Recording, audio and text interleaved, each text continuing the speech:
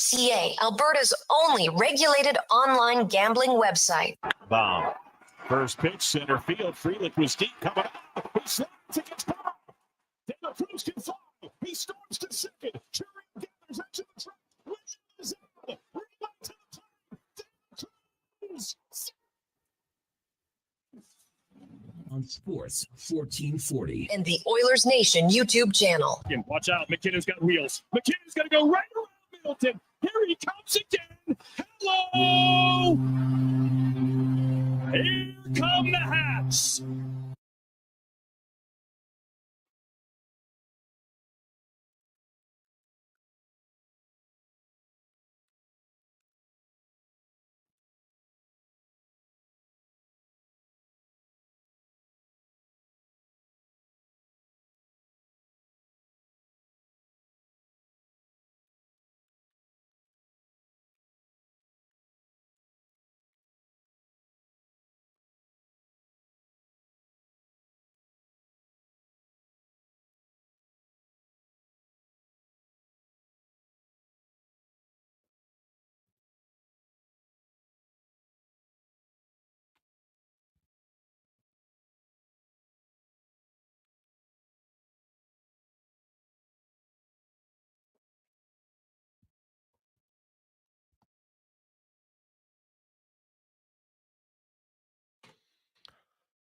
Well, a fantastic Friday afternoon. How are you? And welcome to the Jason Gregor Show on Sports 1440, Oilers Nation, YouTube, and Facebook.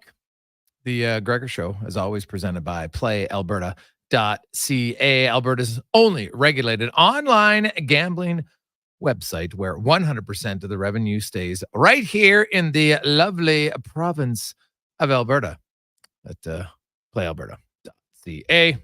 I am Jason Gregor.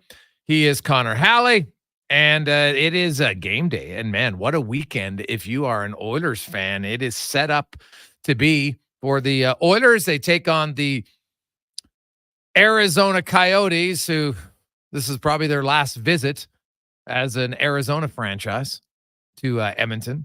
All arrows are pointing to them becoming the Utah Blanks for next season.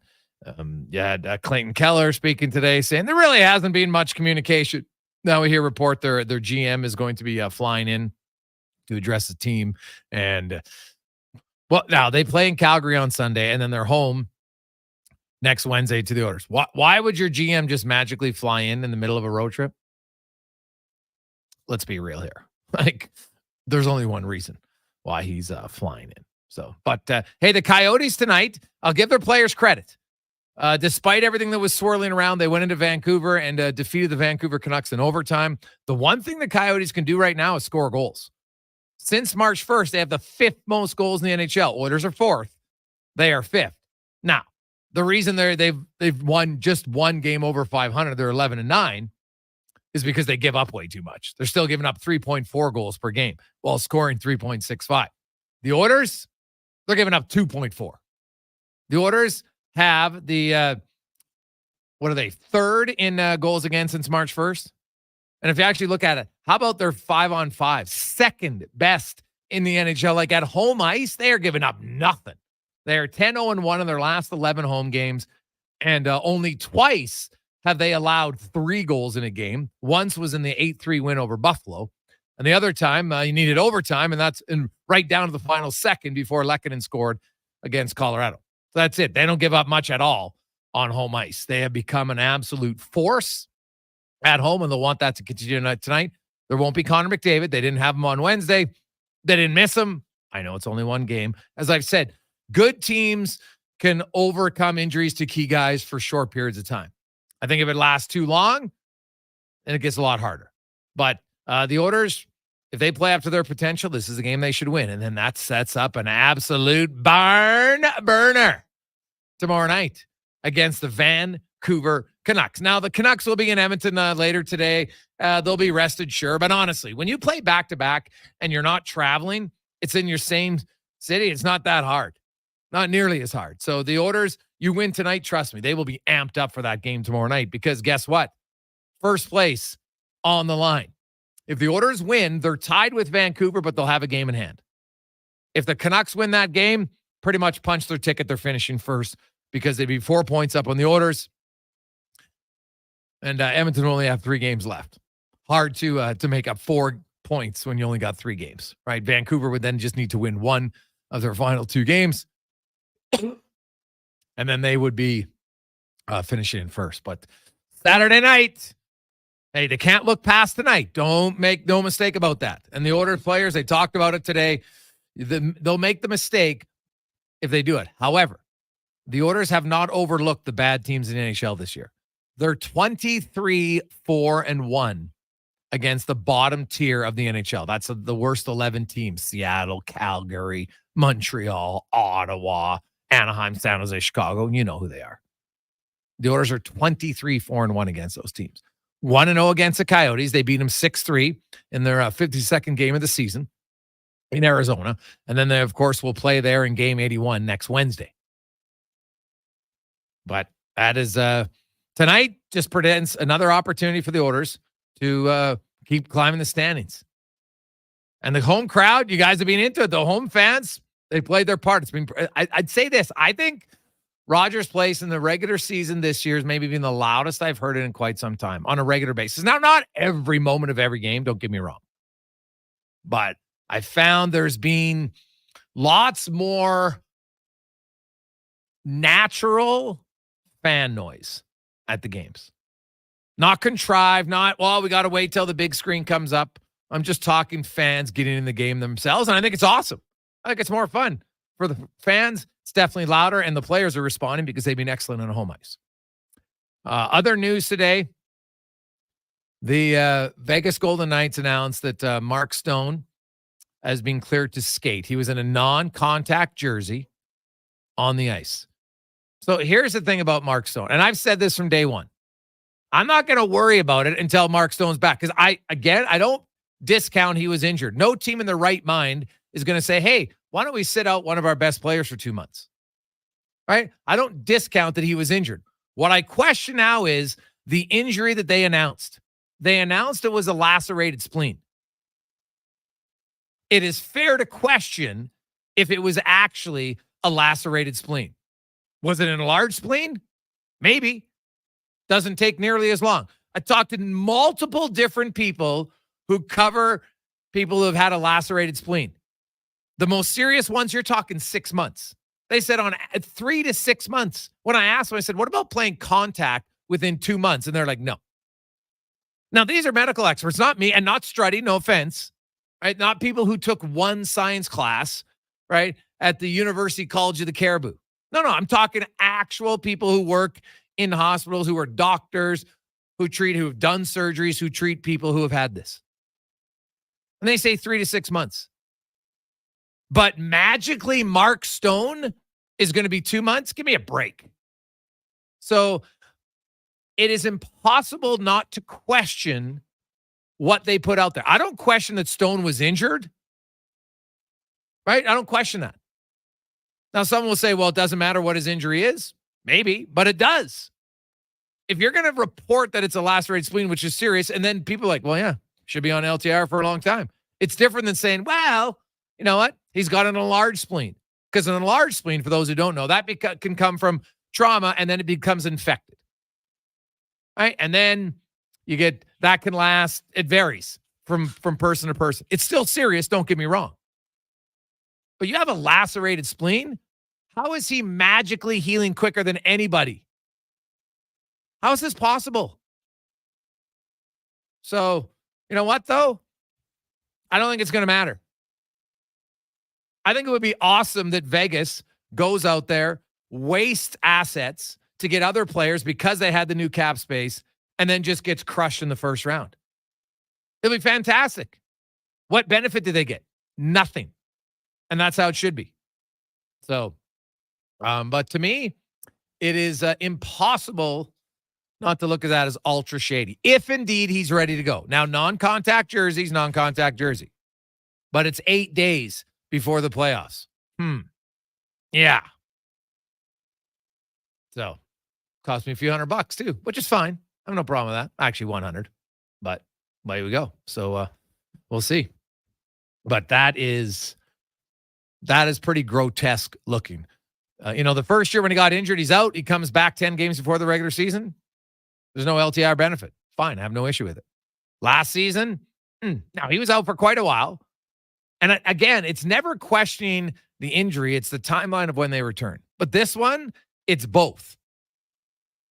Because lacerated spleen is not a 2-month injury, according to all the now, unless they're all wrong, which I'm pretty sure they're not. That's what they spent. Like, what benefit would they have when I asked them the question? They even said, "Why you ask me?" They don't know. They don't follow sports. Just like, well, I'm curious. After the fact, I said, like, what would be the average time to return? And I said to normal activity. Contact in the NHL playoffs is not normal activity for most people. But either way, he is back on the ice, and we'll see what it means. God, wouldn't it be fitting if they actually missed the playoffs?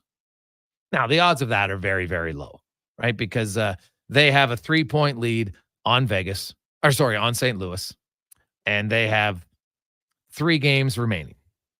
The Blues do. So even if the Blues win all 3 of their games, the most they can get is 95 points. That means Vegas would have to only pick up 3 points, and then they're in. So, oh no, that would, well, maybe not. Maybe let's look at the tiebreakers, and they each have 33 regular. If the Blues win all their games in regulation, then Vegas would need 4 points to I'd have to go 2-2. Okay. That'd be great. See him miss out. Be fantastic. Probably not going to happen, but it would be great. That would be the ultimate collapse. The Blues, they got the Hurricanes tonight. So meanwhile, the Golden Knights are hosting the Minnesota Wild. So might have a better feel, right? If the Blues, now that's a tough game, but if they could imagine to somehow beat Carolina and then the Wild beat the Golden Knights, well, then it's on. It should be fun. 833-401-1440. You can text us in our inbox, 833-401-1440.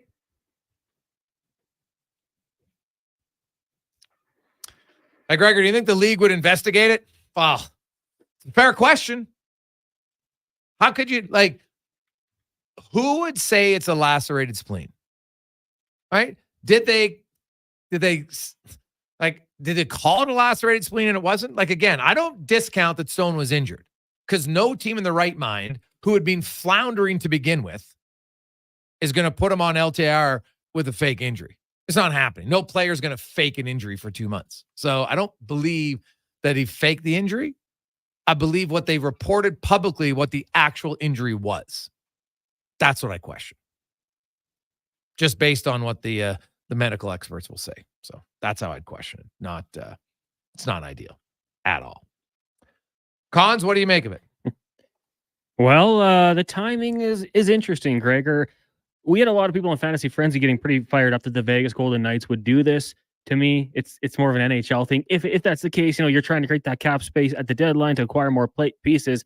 It's an NHL thing. I don't blame the Vegas Golden Knights for it. I don't think he faked the injury like you said either. Maybe the severity of the injury we were misled on and what it might mean.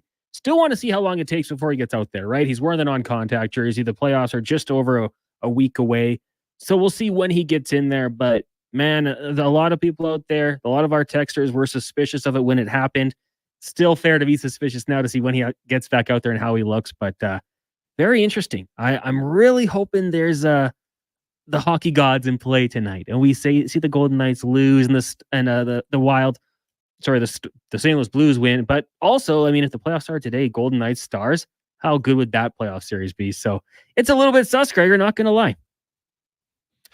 It's all about the return date, right? Again, It's not on the injury. He's clearly injured. It's the return timeline. And in this case, what the injury that they reported was. It's not ideal whatsoever. 2:15 coming up on the show today. We have lots about the orders. Connor, you'll hear from Connor McDavid. Dan Murphy will be by. I'll talk about the Canucks set up what should be a big game. Now, you don't want to get ahead of yourselves, but let's be honest here. The Oilers, they've taken care of business. I really see no reason why they would fall flat on their face tonight. And even if they do lose, hypothetically, but then they beat Vancouver, first place is still up for grabs because they'd be then 2 points back of the Canucks with a game in hand.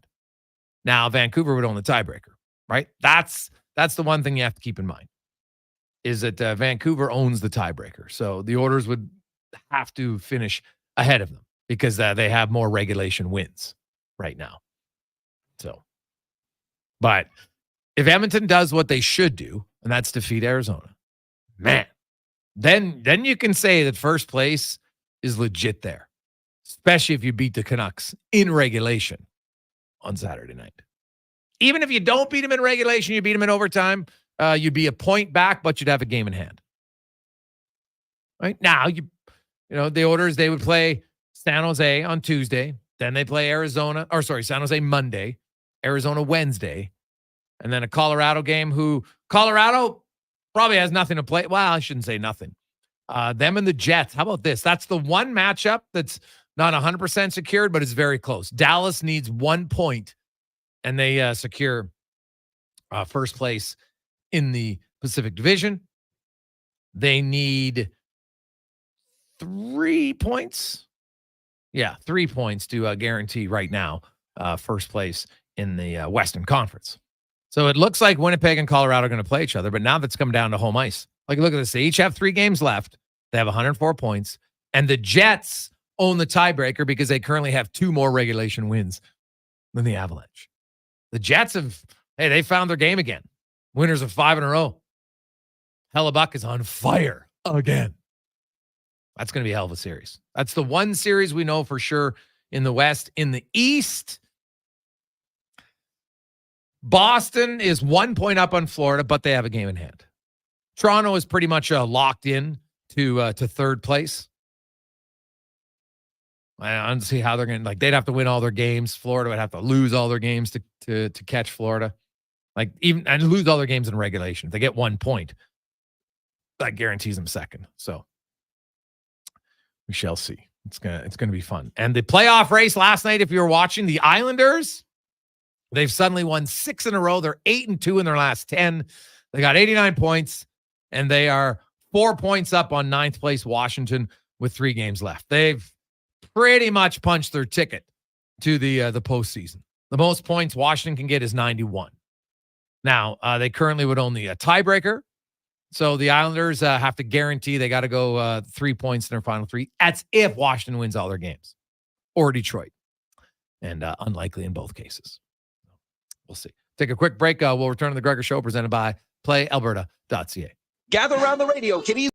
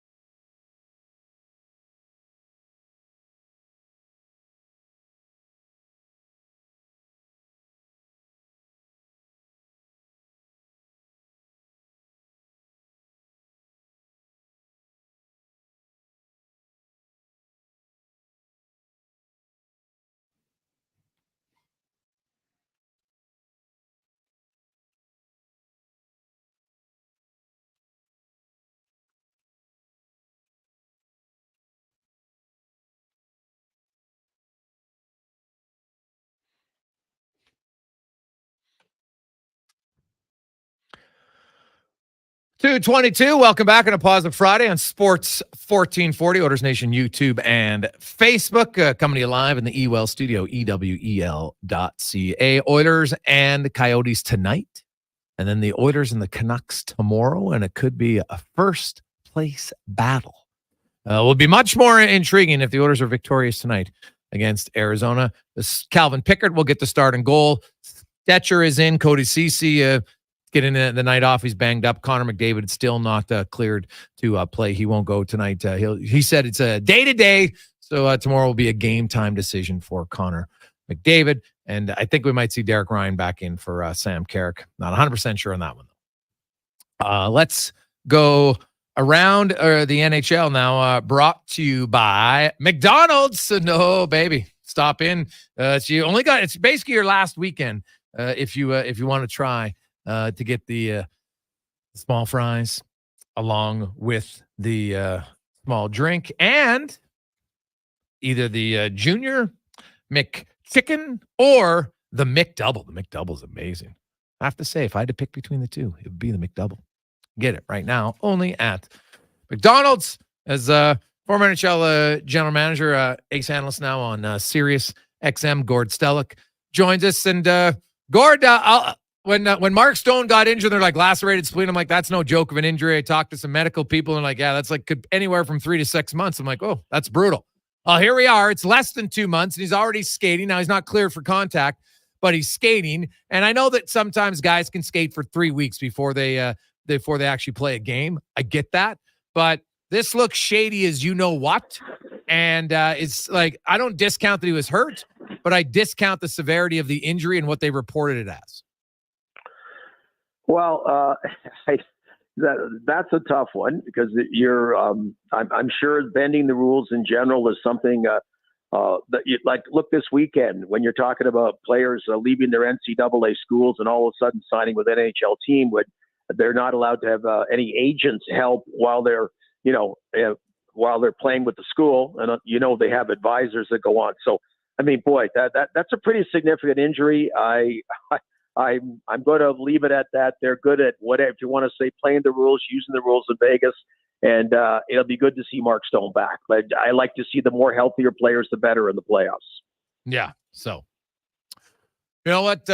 We'll see. I guess, you can argue that, hey, they're using there's nothing illegal with what they've done to this point based on the current ruling of LTIR. So I guess if you have to say, hey, they're playing by the rules, people don't like it, but I guess in that theory they are. But they're playing poorly. That's the other thing, Gord. Like, they're playing brutal right now. And the odds are extremely low that they miss the playoffs. But I'd say the odds are pretty low if they're going to beat Dallas based on the way they've played. Like, they give up way too many goals, and they have been for multiple months. This isn't just like a weak, bad stretch. This has been a 4-month funk.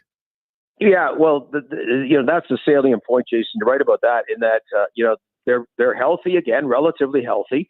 They made big moves at the deadline, and they've been playing very indifferent hockey. It's strange. They won the Stanley Cup last year. They started the season like a house on fire. Just had a great start this season, picking up from where they left off. But we haven't seen that style of play the last whatever number of games it is. And then the goaltending with an injury and just coming back, not looking so great the other night. So there's some few more doubts about them, but you feel once you've won the Stanley Cup, if you're the defending Stanley Cup champions, I mean, you got a lot of guys that understand what it takes, and that you feel it doesn't always work that you snap out of a game one of the playoffs, but I still have that belief in the Vegas Golden Knights. But right now, the St. Louis Blues aren't done yet. There's still a little bit of a playoff race in the West, but I agree with you. Based on the way they're playing right now, I would not be bullish on them repeating as Stanley Cup champions. No, not at all. Especially if they're going to get Dallas, because right now Dallas might be the best team in the NHL. They are playing very well. Edmonton is playing very well. There's a few teams in the East. Speaking of the playoff race, there is one. The Islanders have won 6 in a row. They're 8-2 in their last 10. The Washington and Philly and Detroit all opened the door, and the Islanders barged right through it. And right now, barring a collapse, look like they're in. There is still a pretty good race for the final spot in the Eastern Conference between Pittsburgh and Washington and Detroit, to have 86, 85, and 85 points respectively. The Flyers have 85, but they only have 2 games left. You kind of get the sense the Penguins 7-0-3 in their last 10, Gord, that they're going to get in. My question is, if the Penguins or Islanders get in, do you see them having a legit chance against Carolina, and likely it would be the Rangers? Well, my normal reaction would be they should be relatively easy fodder in the first round. You think? I think there's more of that in the East. I think the West matchups are going to be a lot more, a lot more balanced in that respect. But Florida last year just showed that it doesn't work that way. They were the team that crept in the playoffs at the end. They were the team that was down and out to the Boston Bruins, and then the 11th hour they came back and won it. But I do think by and large, I do give whatever team they're playing an edge. I mean, this has been the only one that you got to look at is the Pittsburgh and the Islanders will have got in there based on having momentum the end of the year, and not just having momentum, just this turtle race. Man, oh man, Detroit, Washington, Philadelphia, they had it and gave it away. I mean, they had it. They controlled their destinies, and they didn't just play 500 hockey. They went in an incredible funk. Look at Washington losing to Buffalo last night. So it was a mix of the two. That was the good fortune for the Penguins in particular. That is not good enough just to win. When you've dug a hole, you've got to have other teams that go on a slide the other way. And fortunately for them, they did. But I wouldn't like their chances. I wouldn't like their chance in the first round. I agree with you there. Gord Stellic joins us. Gord, you look around the league, and if you were an existing GM, and we talked about Vegas earlier, but you see what's happened now. Would you want there to be a change in how LTIR is enforced come playoff time? Is there something you'd want to see change, or you find the way it is if you're opposing GM? Well, whatever it is, there's always going to be issues on rules getting circumvented or not. I mean, everyone plays on the same playing field. They have a chance to, if you want to call it, circumvent the rules, if that's what, whatever, to use the cap, use whatever it may be. I mean, these guys have really been hurt. I mean, should Connor McDavid and Austin Matthews miss the entire season because it provides an advantage for the Maple Leafs and the Edmonton Oilers to then magically have them reappear in the playoffs? I mean, when you think it out that way, it's not a prudent thing. So the problem with Vegas is Kucherov, or it wasn't Vegas obviously, but the team winning the Stanley Cup, that when Kucherov flaunted it in Tampa Bay, that's where everyone got their guard up. But and yeah, I mean, there's probably ways that if the players ready a game or two before rather than the end, I get it. But at the end, in the playoffs, you got to go out and kick ass, whatever it may be. You got to go. You may have your own injuries. You got referees calls that don't go your way, whatever it may be. You got to overcome those things if you want to win it.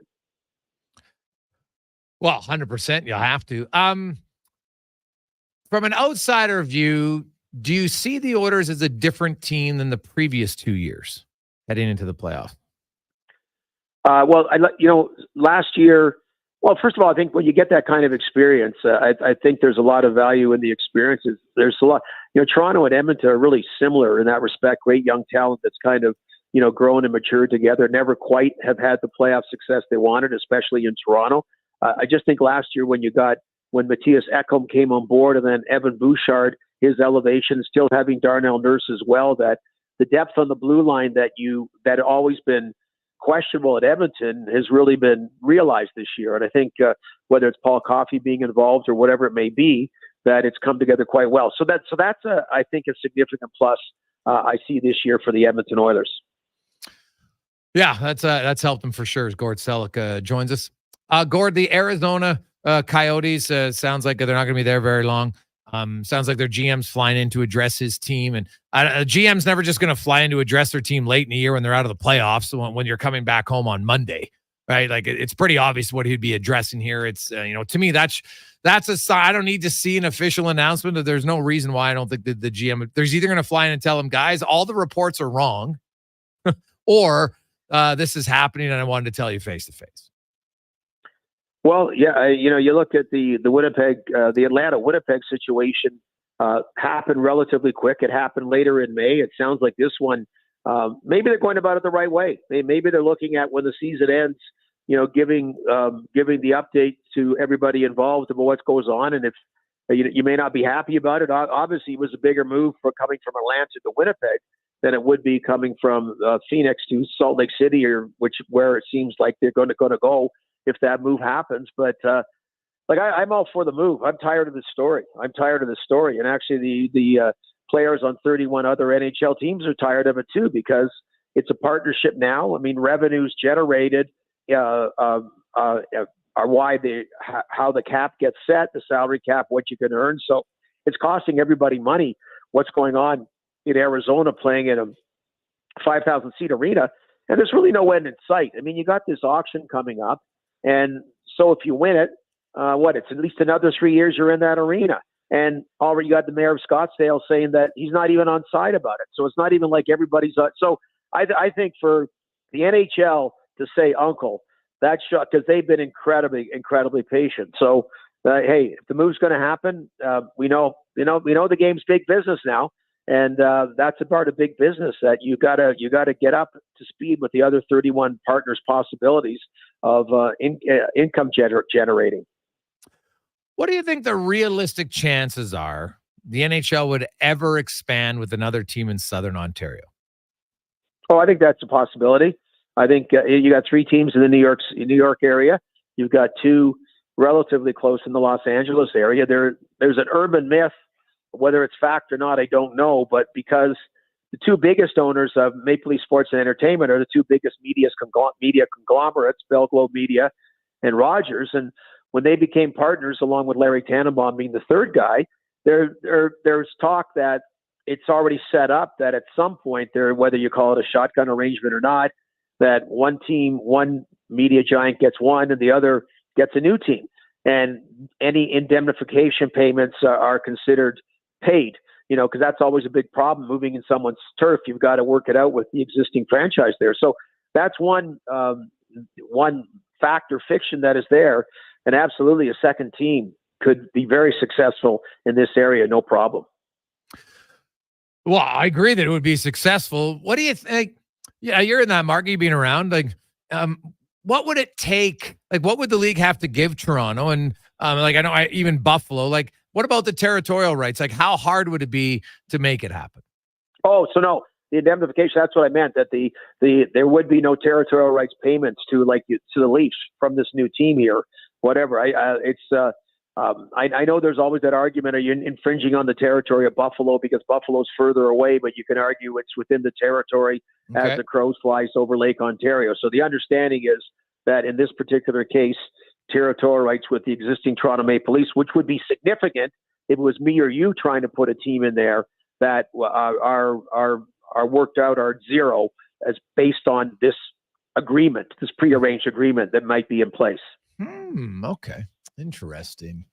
Gord, one other one for you as we make our way to the playoffs, and you talked about it, how the playoffs are so different. And I'm curious as a manager, you build your team, you want to have a good team, but it's kind of hard to know because the playoffs is such a different format, right? You look at the orders, they're playing Arizona tonight, then they play Vancouver, then they play San Jose, then now they play Arizona again, then they play Colorado. They play 5 different teams in 7 days. In the playoffs, you play the same team for 2 weeks straight if it goes 6 or 7 games. And, matchups and that stuff totally changes. Can you ever really get a fair assessment of your team, or do you only get a decent one that still leaves a lot of questions just because you might, I look at Vancouver. If they match up against LA, I think that's an absolutely terrible matchup for Vancouver in the first round. Whereas if they got Nashville, I think they'd have a much better chance of getting through the first round. Right? How did you approach that as a GM? Was it always unnerving a bit because A, you didn't know who you'd play, and then B, you play the same team for 7 days, which never happens for the previous 6 months? Yeah, I mean, unnerving, maybe more the unknown kind of thing. And first of all, that's why that intangible that you call money players, and the more money players you have, the better, that have that intangible, that they come up bigger in the bigger games. And if they've had some experience in winning organizations, I always think that's a plus. The one big one, Jason, is that just like you mentioned, you play 82 regular season games. So, say I'm playing to Vancouver tonight and I go out and have a real physical game. Well, I've softened up Vancouver for their next opponent, and I go on to Chicago and then I go on to St. Louis, whatever, where obviously a big part. And that's why the physicality in that wearing down physically or hard pressing them becomes prevalent in the playoffs, because you're going to play them the next time. Mm-hmm. And if you've extracted a toll out of them, you're going to be the beneficiary by that, which is not the same during the regular season. So that is one tangible part. The other one is, if you do figure something out, I mean, you tend to go back to that old style that Connor McDavid will face it as well, that you get that, if you get that third line checkers that are great, just shut down checkers and that, and all of a sudden they become, it's a super focus and super efficient in the playoffs. Their value goes up as well. It's not the most exciting hockey, but it's one of those possibilities. And then as the Bowers trump everything in euchre, if you get outstanding goaltending, regular season, playoffs, you love it. If it's on your team, a goaltender steals a game, and that can trump everything, and that screws the other team up, period. It's tough to beat extremely hot goaltending. Oh, well, yeah, that's why Winnipeg, man, that is going to be one hell of a series, them in Colorado. I know it's not official, but it's as close to official of any of the first round series. And, Winnipeg seems to have found their stride, but they got Hellebuck in the playoffs. And God, if I'm Colorado, that's just a terrible matchup, I think, for them, just based on Hellebuck. Doesn't mean they can't beat him, but it's going to make it way harder.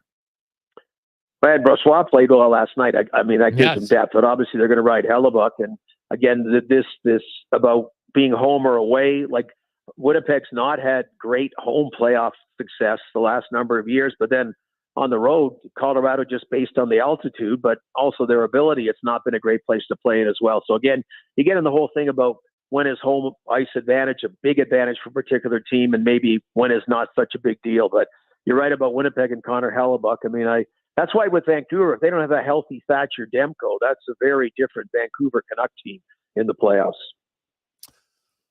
Gord, great stuff, man. Have a good weekend. We'll talk to you again soon.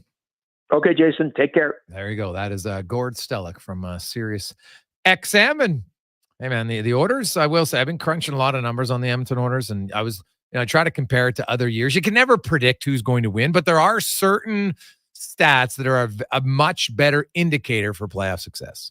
And one of the number one stats, 5-on-5 goals against. If you're not a top 10 team in that department, and not even necessarily on the year, but down the stretch, you got very little chance. And the Edmonton Oilers, they have, for them, they have been beyond good 5-on-5 defensively. Like since that Dallas loss, they've outscored teams 11-2 5-on-5. But even if you go a much bigger picture, which you should, because 3 games is obviously not a great sample size. The Oilers now, for coming up on 6 weeks, second lowest 5-on-5 goals against in the NHL. Their penalty kill is a little bit of a concern. It's average. It's 15th since March 1st, right? It's not great, but it's not like devastating. But their 5-on-5 play, they score a lot of goals. They are 5th in goals for 5-on-5, but 2nd in goals against, which is, you do that, you're going to win a lot of games, especially when you have the offense that the Oilers have. 2:40. When we return, we got Cam Tate in the 2-minute warning, Laurianne Munzer, and more on the Gregor Show, presented by PlayAlberta.ca. I got into reffing for the excitement. He's going for the chair. Turns out wrestling is completely scripted. But you know what's exciting and unscripted? PlayAlberta.ca. With an all-new sports book, odds boosts, and betting on any game. PlayAlberta.ca. Go all in on excitement. Sign up today with promo code SPORTS50 and get a $50 free bet. Official gaming partner of the Edmonton Oilers. Remember, if you gamble, use your game sense. We've finished construction of our gamma radiation containment facility. Is it up to code? Is it going to be safe? Sounds like a job for the men and women of Action Electrical. Testing team reporting. We test your commercial operations using tools like infrared to ensure safe operation. Trust us to prevent potential calamity before it strikes. Facing an electrical menace? Call the men and women of Action. Operating throughout Alberta at actionelectrical.net. Try the new extra-large New York-style crispy pepperoni pizza only from Papa John's. Get you some of that crispy, curly, cuppy pepperoni on top of an extra-large New York-style crust pizza with creamy tomato sauce and a 3-cheese blend. This ain't around forever, so walk fast like you're in NYC and order one now. The extra-large New York-style crispy pepperoni pizza for just $22.99, only at Papa John's. Better ingredients, better pizza, better get you some. Legacy Heating and Cooling is the #1 heating and cooling company for people who want heating and cooling, because you'll save a bundle by bundling. Then you can use hot, cold, hot, cold. Come on, thermostat, do what you're told. Turn up the heat, turn up the cold, to the vents start pushing out tornadoes. Bundle my furnace. Thanks, Jason. The Positive Friday topic. Little things build championships. He was one of the first players out of the... Sorry there, boys. David's competitiveness circling all around his eyes. Out of way. It's clear, as Coach Chris Knobloch said tonight. Next-gen transportation. But back to McDavid. We've seen him grow up over oversized it. And takes up. overweight equipment to remote and challenging It locations. takes up Our next-gen team leads with a wealth of experience championships, even taking a night off. The 2-minute warning tape. We also take great pride in supporting our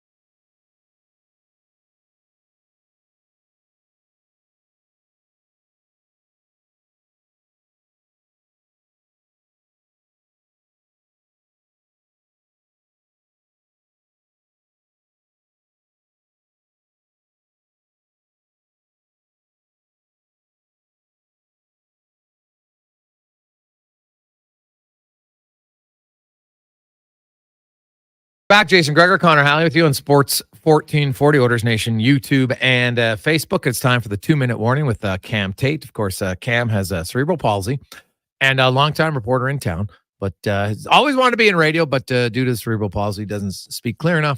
But the wonders of technology now allows Cam to be part of it. We'll get to the 2-minute warning brought to you by Legacy Heating and Cooling, where the rates never change. If all of a sudden your furnace conks out late tonight, overnight, on the weekend, there's no overtime charges. Call Legacy at legacyheating.ca. And here's Cam Tate.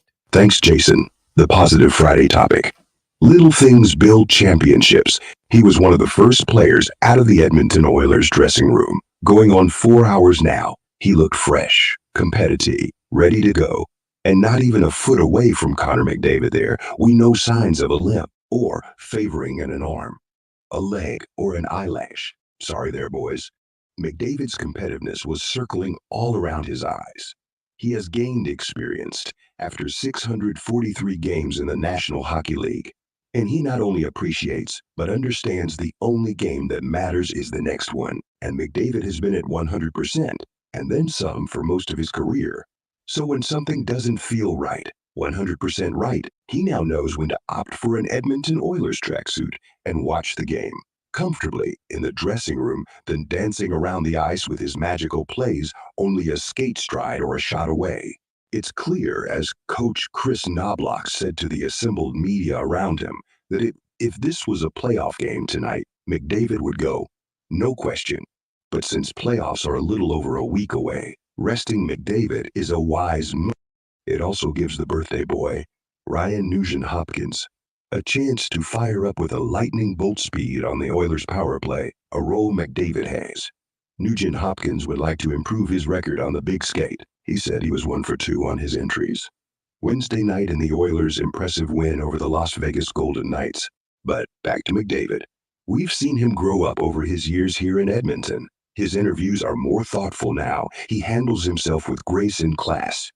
McDavid now has the confidence to try out-of-the-world shots, like in tight and over the goals. I cannot help it. I wonder that if McDavid was even 5 years younger, the temptation of getting his 100th assist of the season, not now, but right now, would trump any thoughts of not playing tonight. It takes a billion things to win championships, even taking a night off. The 2-minute warning with Cam Tate, Mondays. Fridays, Jason Gregor Show. Well, there you go. Connor McDavid, yeah, he was on the ice for close to an hour today. So for those of you that are concerned, maybe it's that serious. He was out there and he had pretty good sweat on. He was out early by himself, and then the players came out for the optional. He stayed on for that. And then like they would come on, then because usually guys who take an optional skate in the morning, like they're like the guys who like to skate are like, we're talking 15 minutes for some. There's a few. Holloway and McLeod might have been out there for 20, 25 maybe, but McDavid was out there for a while, which obviously you knew that he's not playing. If he's playing tonight, you never take it to that long, right? They just don't want to waste energy, but he will he return tomorrow? We'll see. He didn't want to commit, just said, it's game day by day. He's feeling better. He did mention, I think it was DVD who asked him, is this a carryover from a nagging injury or did it just happen in Calgary? And he said kind of a combination. So obviously he's had something nagging that got aggravated in the Calgary game, but doesn't feel like it's going to be serious. And actually what he said was he's pretty confident it won't linger into the playoffs, which is why you might not see him tomorrow. Like, I still think there's a much better chance that he'll play tomorrow, just, especially if they win tonight, the magnitude of the game. But because the coach has said numerous times that this is playoffs, he'd play. Now, I know that tomorrow's not the playoffs. Would you play him tomorrow and then rest him on Monday? You could. You could easily do that, right? You could play him Saturday and say, you know what? We'll rest him again Monday. Why not? So we'll see what happens. But I won't be shocked. That's all I'm saying. If we see him back in the lineup tomorrow night. Let's get to our regular Friday contributor now. She is, of course, Olympic gold medalist. Joins us every Friday here on the Jason Gregor Show. Also on Mondays on the Kevin Carrier Show. Laurianne Munzer joins us. And Laurianne, it's interesting with the McDavid and, people are talking about rest and different things like that. And obviously Vegas likes to use rest to stretch it out as much as they can. But it's probably one of the most... not debatable. Well, maybe debatable, but it seems to be one of the biggest challenges a lot of athletes, especially younger athletes, when it comes to training and everything else, sometimes their biggest hurdle is understanding the importance of rest. And I know you talk about it yourself. You learned the hard way, right? Like you're like, no, I got to keep going because if I'm not working, I'm losing, right? Like I'm falling behind because I need to work every day. And there's so many studies now about the importance of rest, but I still think some people question it. Oh, absolutely. That's one of the hardest components of actually part of your training program is rest and recovery, R&R, right? Sometimes it could be massage, but a lot of athletes I find that I'm working with is they have this void. They don't know what to do because they haven't thought about what it is that they need to do or what are the options, yoga, maybe go for a massage, right? Maybe go to the movies, go for dinner with some friends. Like those things are so important that if you don't and have never ever thought about it, you're going to go, oh, I got to go back to the gym or I'll just sneak something in. And it's like, well, the coach isn't going to know, right? And it's true, we don't know, but it's like, it's going to catch up with you later. And the one biggest thing that I try and stress with the athletes I'm working with is it's better to go in undertrained than overtrained. Because undertrained, you can raise the level and you're going to get better and better and better. But if you're going in overtrained, oh man, your goose is cooked. Like you're in trouble before you get in the arena, on the ice, on the field, whatever your sport is. And you've got to look at this like a really cool recipe. You're the recipe. And are you making that $1 million meal? And it's like, you've got an idea of what you want to do mentally. Physically, you're in really great shape, but it's the mental component that is going to take you to the next 2 levels, not just the next level, the next 2 levels. And you've got to look at the whole thing like a recipe, or you got to look at it like a special formula. If you look at the F1 teams, there's so many different components. Like so much of that is action reaction. There's a huge mental component. There's also a huge physical component. So each sport is going to be a little bit different, but you have to have the rest, because if you're depleting the tank, like all of the gas in your tank, and you're running on high octane fuel and you don't have a way to replenish it, you're done. It's funny because so many, and well, even weekend warrior people out there that just train themselves, right? They're like, I'm running. I like running every day. I like working out every day. And you still need to rest it. You still, like the professional athletes, when they build their workout routine, they have a week where maybe they just do yoga and they don't do any weights, right? They take it off. And I know so many people like, I can't do it. Like I need to work out every day. It's like, well, actually shouldn't, right? Like now do something, go for a walk, go for a 5K walk, do something that's just less stressful on your body. And they're like, well, I'm not training for anything. I'm saying, yeah, but then eventually, like the long-term effects eventually leads to injury. Oh, it does, like without a doubt. And I mean, I've been hammered by it. It's just like you try and play catch up. You will never, ever catch up. And talking about weekend warriors and athletes is if they get to a certain point, it's like, okay, something's not working. I'm going to ask them to show me, like, what have you been doing? They're like, I can't show you. And I'm like, well, why not? Aren't you writing this down? And most athletes, especially weekend warriors, they just go out and do without any thinking or a lot of thinking. And it's like, you've got to factor in those days. Like April was built back in March. And I know that, you know what, Jason, I'm still on my training program from 20 years ago. Monday is always a rest day. Like it was always. Well, because we were racing on sometimes Fridays, for sure Saturday, Sunday. And it's like, if you're go, you do need that break. So Monday was my break, even though I did go to work, but I would switch it with, I had dinner with my friend Jack. He would cook 2 steaks for me and a baked potato. He would have one. It's perfect. Then we go to the movies. And then I would do yoga in the morning. And do you know what? I still do that. I don't do the 2 steaks and a potato. I do 1 steak and a potato. Now, did you ever take 2 days off in a row? Did you notice a difference? Like if after a tough weekend, if you took the Monday and the Tuesday off? I never took 2 days off in a row. No. There is a difference with the training in terms of the periodization, which is there's certain sessions and segments that you're just building true power. And it's just like you are going so hard. There's like 20-minute rest. I mean, Jason, when we first started training and going into overload, we would do one effort, say 1 lap around the track, which would take you, 15, 20 seconds. And then I had to sit around and wait for 20 minutes. Are you kidding me? It was like the longest stretch of forever. And I'm like, okay, well, what are you supposed to do? Well, you go through the mental preparation, the visualization, you stretch a little bit, not too much, because again, there's that fine line. And there's other areas where you're building your base. You're going for 15 reps, 20 reps, 30 reps.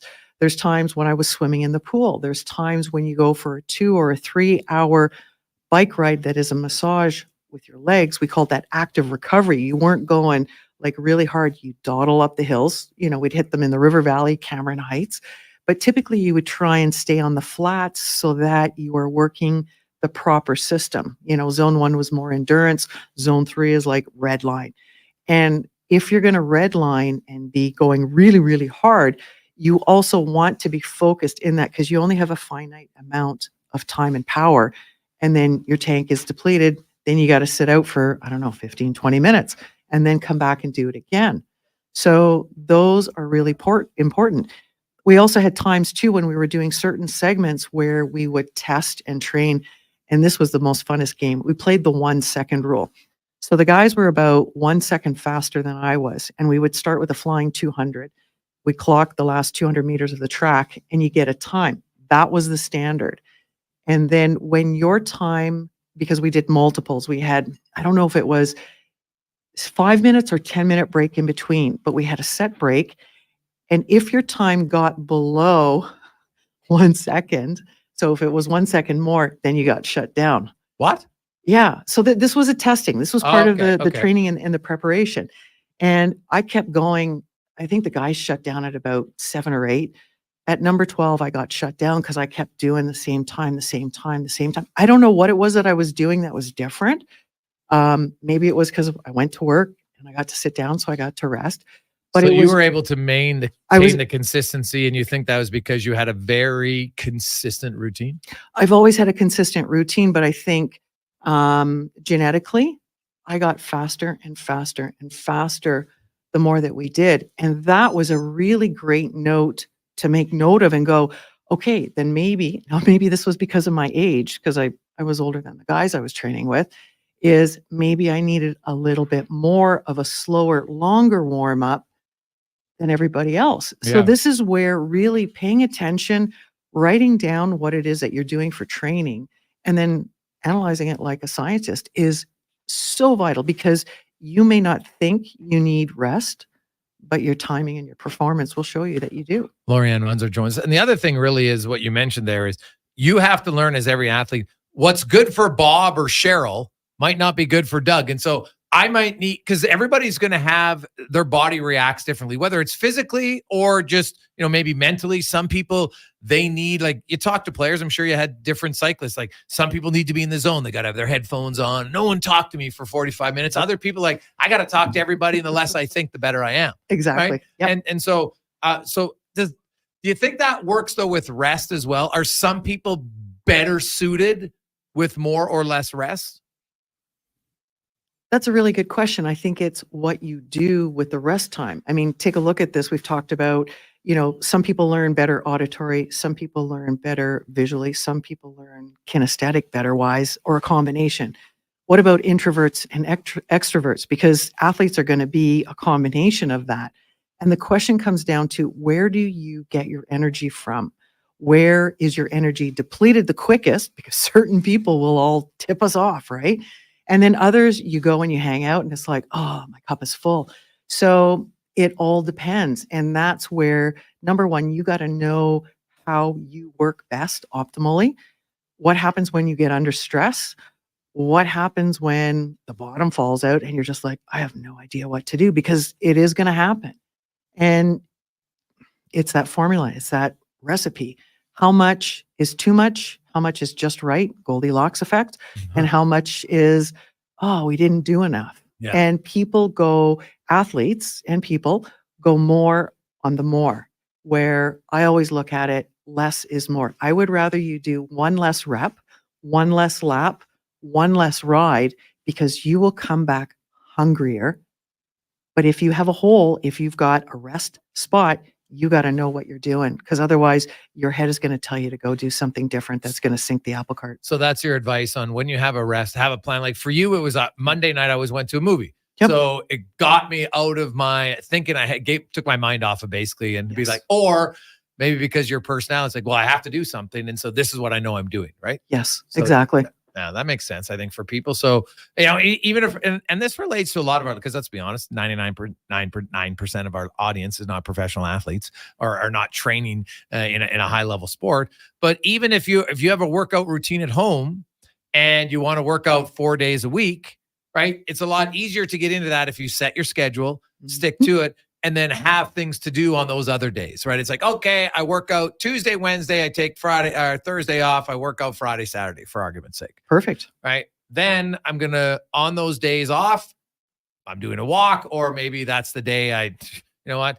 Date night. Yeah, date night, something, whatever it is. Yeah. And you'll probably have more chance of maintaining your schedule. Oh, you'll have better results. You have a great schedule. Your head is already appeased and it knows what's coming up. It's already looking forward to it. And you can put those check marks on your calendar. And I think that is incredibly vital. I still follow that program, and April is already set. And then when I come into April, as we get second week completed, then I start building my next month, which would be May. But I'm also looking back going, what worked? Where were the holes? What do I need to shift and change? And then I tweak it and adjust it for the next month coming up, the next month. Awesome. Laurianne, thanks for this as always. We really appreciate it. Have a great weekend. And you too. Thanks, Jason. There you go. That's Laurianne Munzer, joins us every Friday here on Sports 1440. Good stuff, the importance. So think about, even when you're training your kids, Do not be pushing your kids all the time. More importantly, and Lori's not in her head here. We probably should talk about that, but that's one of the biggest mistakes for young athletes. And we had Melissa Lowe in studio. What did she say? The number one issue she has with training young athletes who are like elite level athletes at 15, 16, 17 is overtraining. Less is more. Give them some time off. Let's get to the Common Sports 1440 update brought to you by BIE Engineering, specializing in all your residential, commercial, and industrial structural engineering needs. Go to BIEENG.com.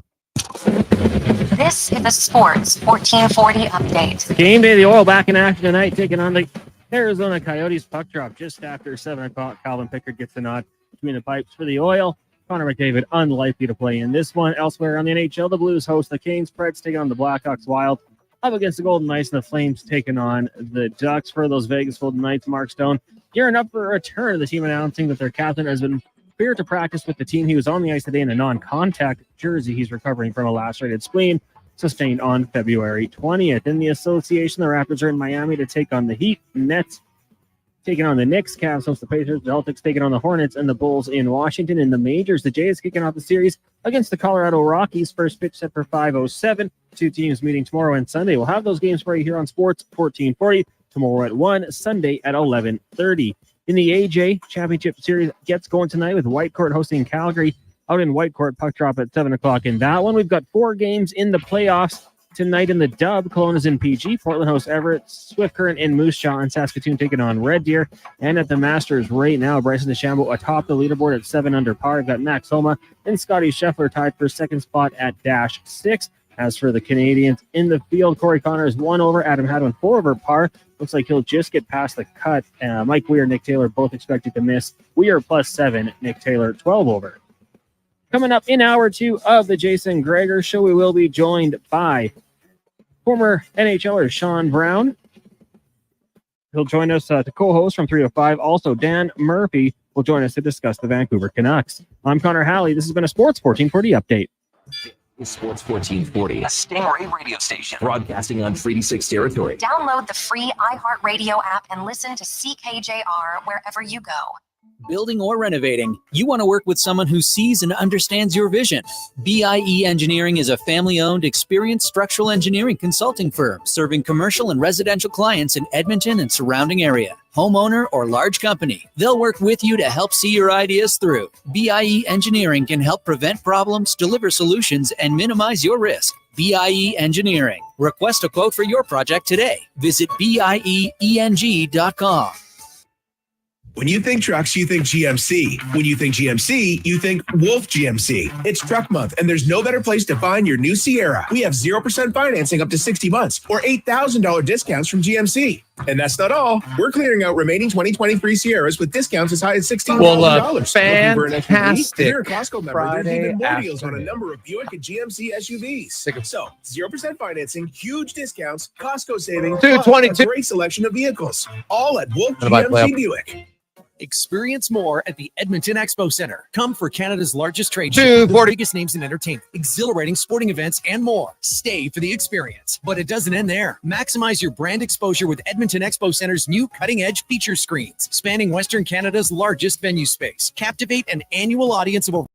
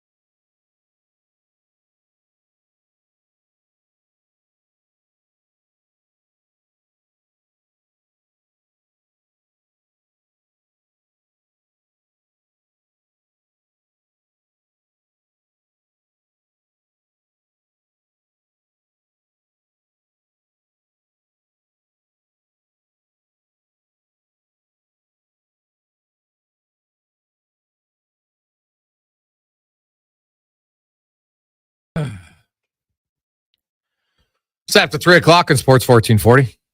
Oilers Nation, YouTube, and Facebook. How you doing? Jason Gregor, Connor Halley, with you as we roll through a lovely, positive Friday. And it's a big weekend. If you're a Masters fan, whoo, baby, get down to the weekend to see what's going to happen. I know many of you out there have been lucky enough to, well, maybe not many, but quite a few of you have been lucky enough to get out there and enjoy it at Augusta. I never have. I do. I will say, if there was one golf tournament I could go to, that would be the one. So we'll see. Now, the very low scoring today, very different. Like DeChambeau was 7 under yesterday. Max Homa 4 under. He shot a 2 under, so he's currently tied at 6 under. Scotty Scheffler is even through 6 today, or through 9 after being 6 under yesterday. So much lower scores on day 2 than we saw on day 1 of the Masters. I know we've had a lot of people text in, Gregor, how come you're not talking about Tiger Woods' consecutive streak? Well, as I've said, consecutive for the years he's played, yes, that's what he's done. But it wouldn't be the consecutive year streak because Tiger, I'm sure many of you remember, didn't play in 14, didn't play in 16, didn't play in 17 at the Masters. So you can't be part of a hey, I made the cut in consecutive tournaments if you didn't play in the tournaments. It's impossible. So consecutive cuts that he's played in, yes, but that's different than the most consecutive streak because he obviously didn't play in those years, which is unfortunate. But you know what? Good for him. As I said, Augusta is the one course, and I think it was in the interview he even mentioned, like there's certain courses that he's just going to play, and there's some he can't play due to his physical abilities right now. But Augusta is a course, not only physically, but also how he plays now, because he doesn't hit the ball as far as older. I don't care. It's not a knock on him. It's just the truth. And Augusta isn't just for the long bombers. And I would argue that might be better. I mean, like if you're only playing courses where you have to have length to compete, is that great? I don't know. Maybe a mixture, fair. But I do think at times, and let's be honest, all the science has proven the technology is a big reason why guys are hitting the ball way farther than they ever have. Like how many of you out there go get a club and suddenly you're hitting it 7 yards farther than you ever, 10 yards farther than you ever did before? And trust me, I don't think your skill set improved that much in the offseason that you're suddenly hitting it that much farther. Let's welcome in Shawn Brown. Brownie joins us, of course, former NHLer. What'd you do to your hand? I got Viking. It looks like you got a kind of like a soft cast on there. Well, don't be nervous with this look right here, like Declan is over there. Yeah, you ready to go a few rounds or what? It looks like it, huh? Yeah, no, I have it's called Viking's disease. And was that why your one finger doesn't straighten out? Yeah. Oh, so okay. I got it straightened out yesterday. And really? so it's coming on this hand as well. But yeah. So it's called Viking's disease. Well, so yeah, for your pinky finger. Yeah. But does that come from like stress or something from fights or some damage you had to it? I thought so, because obviously if you look at my pinky, I'm missing the end of it, right? A hockey injury. And then from blocking shots. How did you lose your pinky finger? The tip of it? Yeah. So this finger in this hand is taking a real beating right now, obviously, right? If you look at it. Yeah. So my first year in the minors, I was playing in Hamilton. And so we were playing Rochester, and I was getting the line to dump it in. I was doing a cross corner dump, and Vaclav Varada, do you remember him? Oh yeah, he'd hit hard. Yeah, and it was an innocent, like there was nothing malicious about it or anything like that. But I was trying to get the red line. I was doing a cross corner dump, and so this is my bottom hand, my left hand. Yeah, right. And so when your glove and it's over, you're holding your stick, that little piece that covers your pinky. Yeah. My pinky was kind of off to the side, and he slashed, and I went to dump it in. They just met, and it pinched it off, like right there, right off. Yeah. So I was like, but I didn't know at the time. Well, you always get, where anyone that's played hockey where you pinch your fingers and lose your nail or whatever, like that hurts. Yeah. It's such a minor little injury, but such a painful one that you have to play through. There's nothing you can do. But anyway, I thought it was that. So I got off the ice and I'm sitting there and, I was kind of hunched over. I was kind of shaking my hand thinking, oh God, but give it a little bit of time. It will go away. And the trainer came over and he's like, you okay? And I'm like, yeah, I think I just kind of pinched, probably lost my nail. He's like, let me look at it. And I'm like, not yet. And he's like, let me just have a look. So I showed him my pinky or my hand. I took my glove out and he's like, you're missing your pinky. And I was like, oh no. So he takes my glove and he shakes my glove and the little piece kind of comes falling out. And yeah, wasn't great. The worst part though. So they didn't try to you didn't try to put it back on? Well, yeah. So I obviously got to leave. I go to the, and they had a pretty tough team and we had a really tough team. We had some really good battles. And so I have to go off, get unchanged. And so I'm in there and I'm getting, all my gear off and stuff. Like, and I could hear the crowd going crazy. So I'm like, man, something's going on there. Then Lauren Mulligan comes in. He's like, Brownie, we got him for you. And I was like, oh, I didn't really think he really meant anything by it, but thanks. Then Bobby comes in. He's like, Brownie, I gave him a good one. And it was just a parade of guys coming in. I guess it got out of hand. But yeah, so there I am getting undressed, having a shower, and I got my pinky in a Ziploc bag on ice. And so I had to take a cab. To the hospital. And so I'm sitting there and, I'm looking at my pinky. I was just like, Jesus, because you don't realize like my nail, like how long, like your nail actually goes back quite a bit. Right. Okay. And so it just, oh man. So my adrenaline's going. So it hurt, but it wasn't, that bad. And they didn't sew it back on. Obviously. Well, so yeah, the guy's like, hey, listen, I can sew it on, but you're not going to have any feeling. So if you're cooking or you burn it or cut it, like you won't know. Where if I just pull some skin up, but I had a little piece of the bone. So the worst part is they got to like cut the circulation off. And that was the worst part. Cause it was like, I think it was like kind of like pliers and I felt them snipping and cutting like my bone. And I was just like, that was probably the worst part of the whole thing is having him clip your chisel down my bone so he could pull skin over it. Oh yeah. That's it's a good, it's a good visual little, Brig. It's funny. Because I knew that your finger, I just thought it was all gnarled from the fight, right? No. But I've seen lots of guys with all weird fingers, like football guys have it all over the place. But that's not what it is. So then you got how did you find out what's the disease called? Vikings disease. So how did you find out you had Vikings? Well, disease? So it took a while for it to come out. So when I was playing in Europe, like quite often, if a guy, when you're in front, if a guy takes a slap shot, you're obviously not going to grab it, right? Yeah. But if you're fronting a guy and it's a snapshot or a wrist shot, you're just going to step in front of it and quite often you grab it. And so I did that and I had a little bump and I just kind of thought, well, that's what it was from. And then it just over the years got worse and worse. And then it started pulling my finger in and I thought, well, I should probably get it checked. And lo and behold, I mean, it's my mom has it. She's getting it now. I think my brother has it. Actually, it was funny. I hadn't seen Mac T in a while and I seen him in the alumni room and, you shake hands and he's got it. I only got it really in my pinky. He's got it in like his 3 fingers. So does it force your hand to almost be like you're in a clench? Position? It will eventually pull it you've seen it, right? Yeah, mine, I don't really want to get mine past that because it makes it harder for them to get in there. Because they got to get a needle and slice the tendon and not the tendon, but the. So do you have to do this every few years now? Well, yeah, unfortunately. Yeah. So I think it's been maybe 4 or 5 years, but I think too, one of the things, depending on the health of your body, it can come back quicker.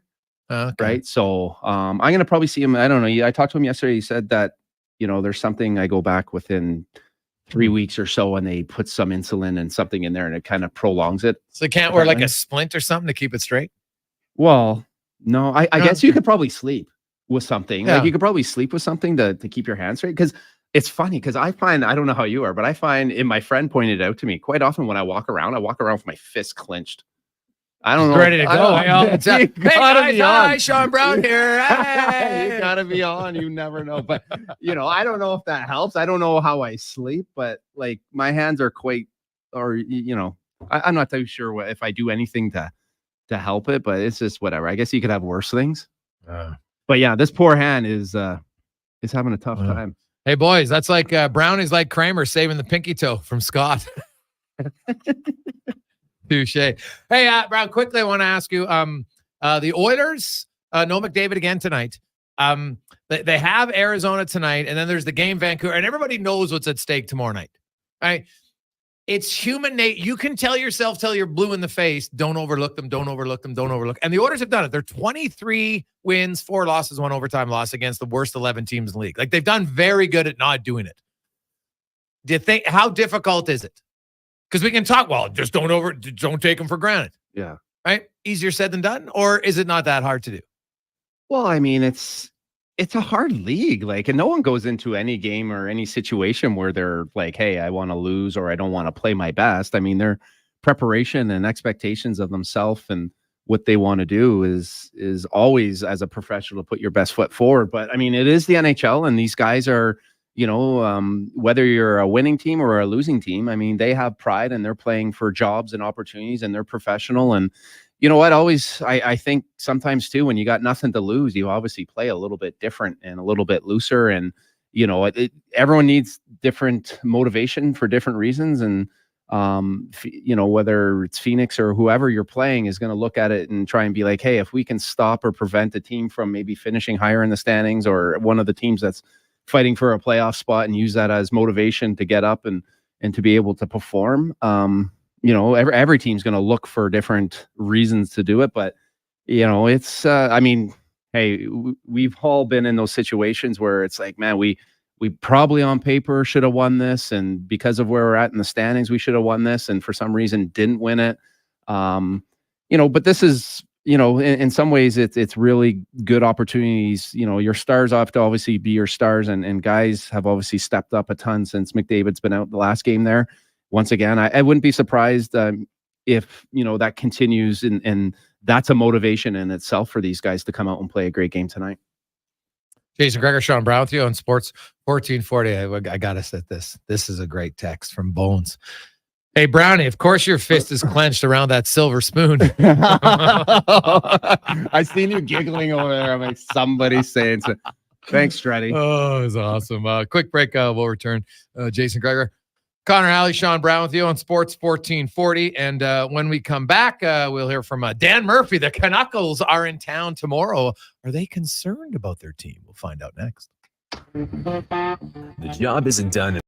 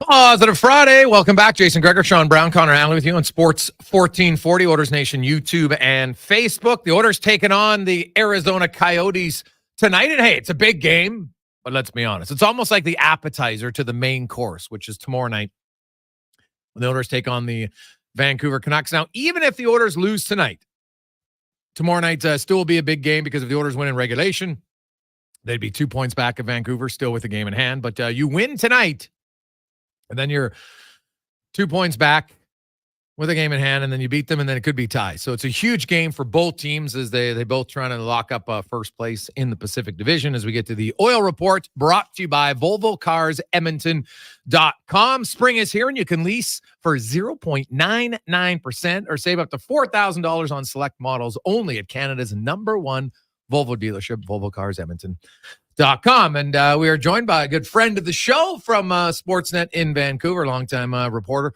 for the Canucks, and also their host, Dan Murphy, joins us. Murph, how you doing? I'm doing good. Jason, how are you doing today? Hey, I'm excellent. Give me a sense. What's the temperature like in Vancouver amongst the fans? Canucks have, they had an unbelievable start, and they've kind of been a 500 team if you look at, games played and wins in that time here for a stretch. Is there a little bit of angst in Vancouver? What's kind of going on lately with the Canucks?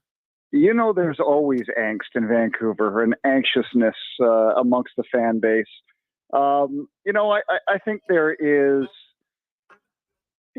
I don't know. I'm going to say they're worried about, losing the Pacific Division to the Oilers. I mean, I think there's got to be some realistic, views to this. Not having Demko for the last month has really put a damper on things. Not that, DeSmith or Shelov's been bad, but, you start those guys 1 every 7 games and it works out well. You put them in net for a month and the cracks are going to show. So I think that some in the fan base would be upset if they did lose the Pacific Division to Edmonton. But the fact remains, you still don't know who they're going to play in the first round. And yeah. I think as of today, depending what models you looked at, I looked at Hockey Viz. I think it's still like 45% Nashville as of now, like 28% LA, and then maybe 20% Vegas. So I think because the unknown is still there in terms of who the first round opponent is going to be, no matter where you finish, that people are still, I think they're still excited about the fact that they're actually going to see some playoff games this year. Well, they definitely will see playoff games. I know the players would never admit it, but if you look at a purely matchup standpoint, they've struggled way more against the Kings. That 1-3-1 has given them trouble. There's no arguing that. And so, as crazy as it sounds, finishing second might be the worst thing for them. Like that, what makes the game in this weekend coming up against Calgary and Edmonton and down the stretch so important is that you'd probably much rather face Nashville, even though there's more travel, than face LA. Yeah, I agree in a sense, but also like they had great success against Nashville this season, but that was earlier. It's like saying they had great success against Edmonton. I mean, the last game was November 6th, I think, right? So they played Nashville before they got super hot, just like they played Edmonton before they got super hot.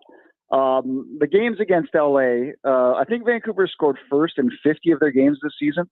They never did it once in the 4 games against LA. They played catch up, which is very difficult against that team.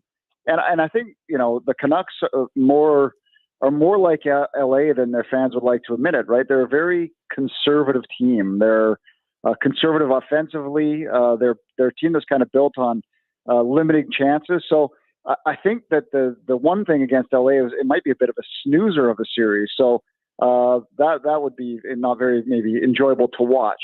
But you're right. I mean, that they've been a frustrating team for Vancouver to play against. But I also think people see it and say, listen, like, they're not going to blow the doors off you, LA, right? They're not going to really outscore you. If you can play with a lead, you force them to open up. So I think if you're playing who they want to play, it sometimes becomes a dangerous game because I don't know if the Canucks have the depth of scoring to hang with the likes of Edmonton or Colorado or even Nashville if you look at their results over the last couple months. Murph, can you talk a little bit about Tocchet and the job that he's done? He's done he's done a super job, and obviously you said that the tension's a little bit high right now, and how he's handled himself, and he seems like a player that anyone would want to play for.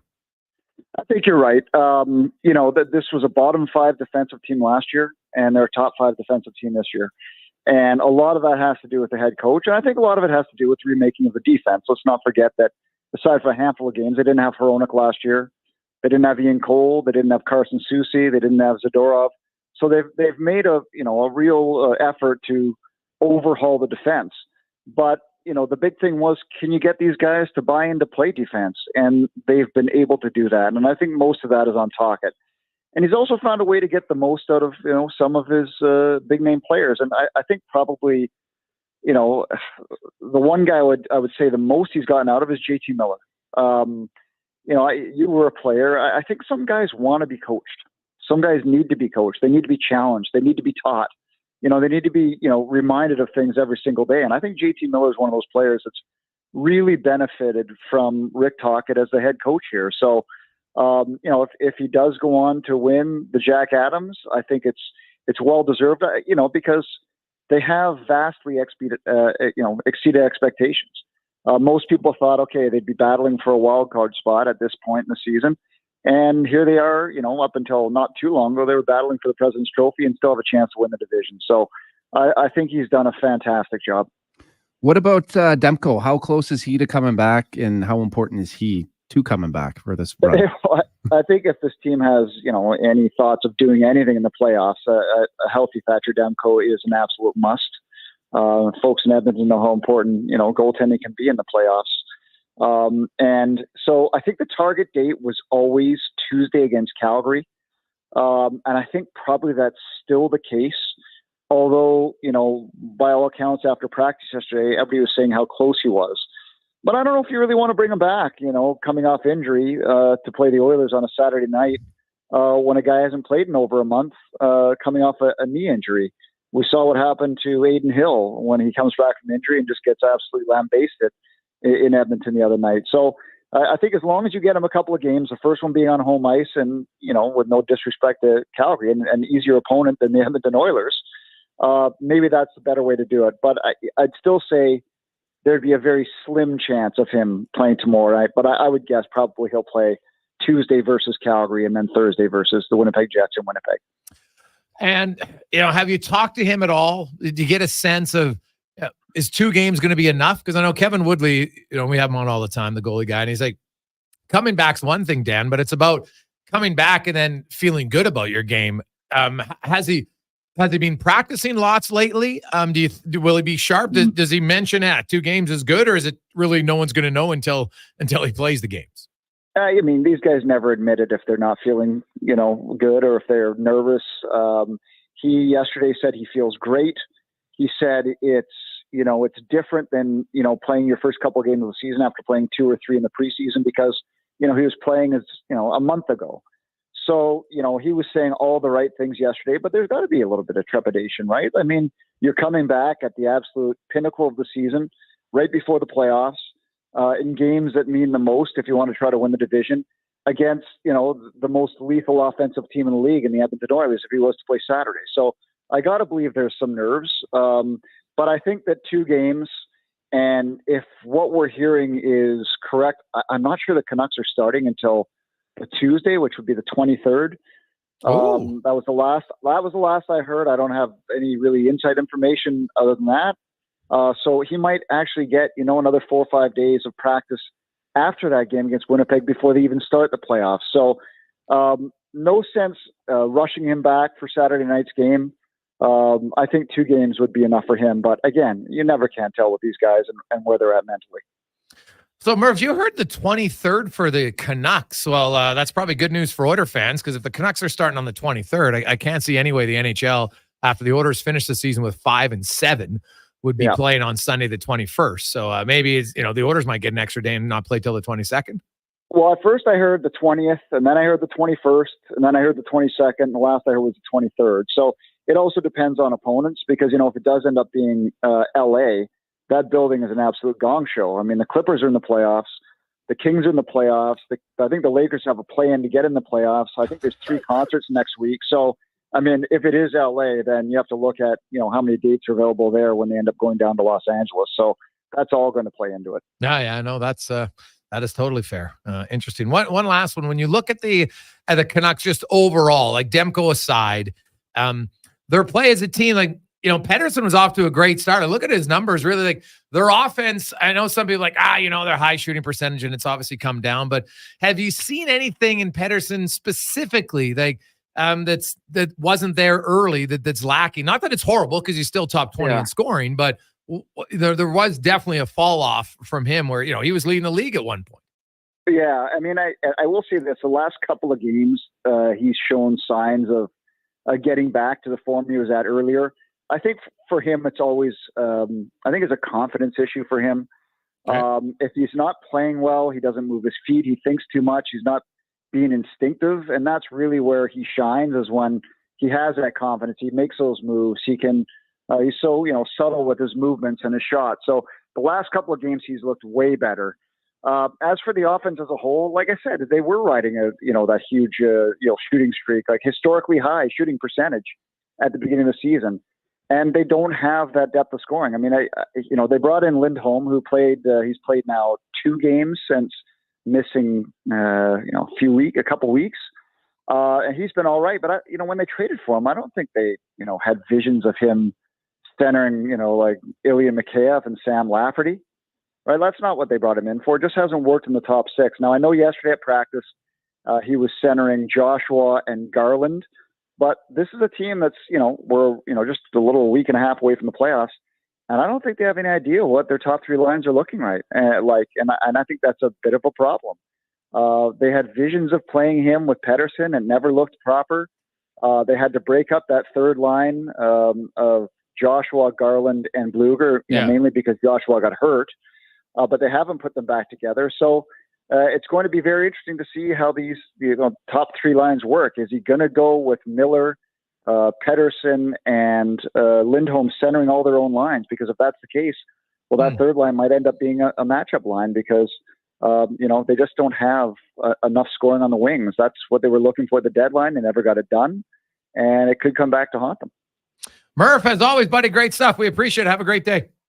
All right, boys, enjoy, and we'll talk to you sometime soon. You betcha. There's Dan Murphy from Sportsnet in Vancouver. So the Canucks, of course, they're in town tonight. We'll be, probably having dinner and then resting. Will some of the players watch? I would think so. You're playing the Oilers the next night. How could you not watch it? At least a period, I would think, at bare minimum.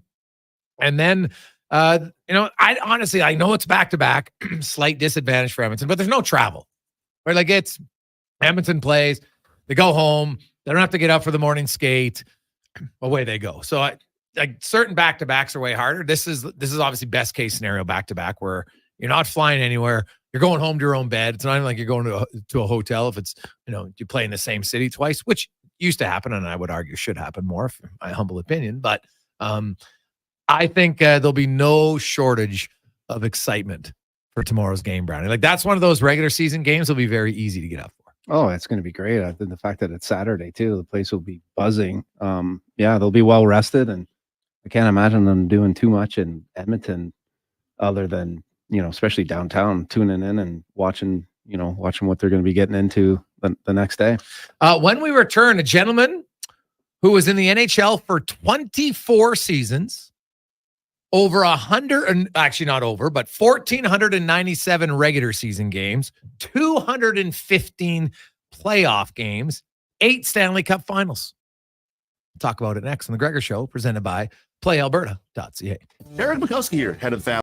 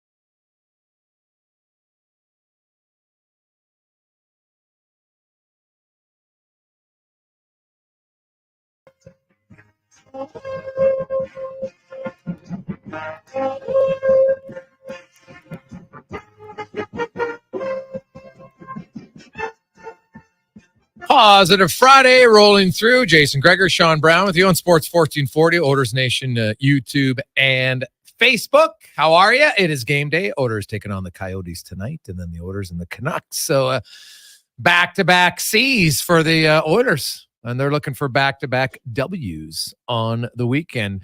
They are 10-0-1 in their last 11 games. They're 26-4-2 in their last 32 home games. They have become a very dominant team on home ice.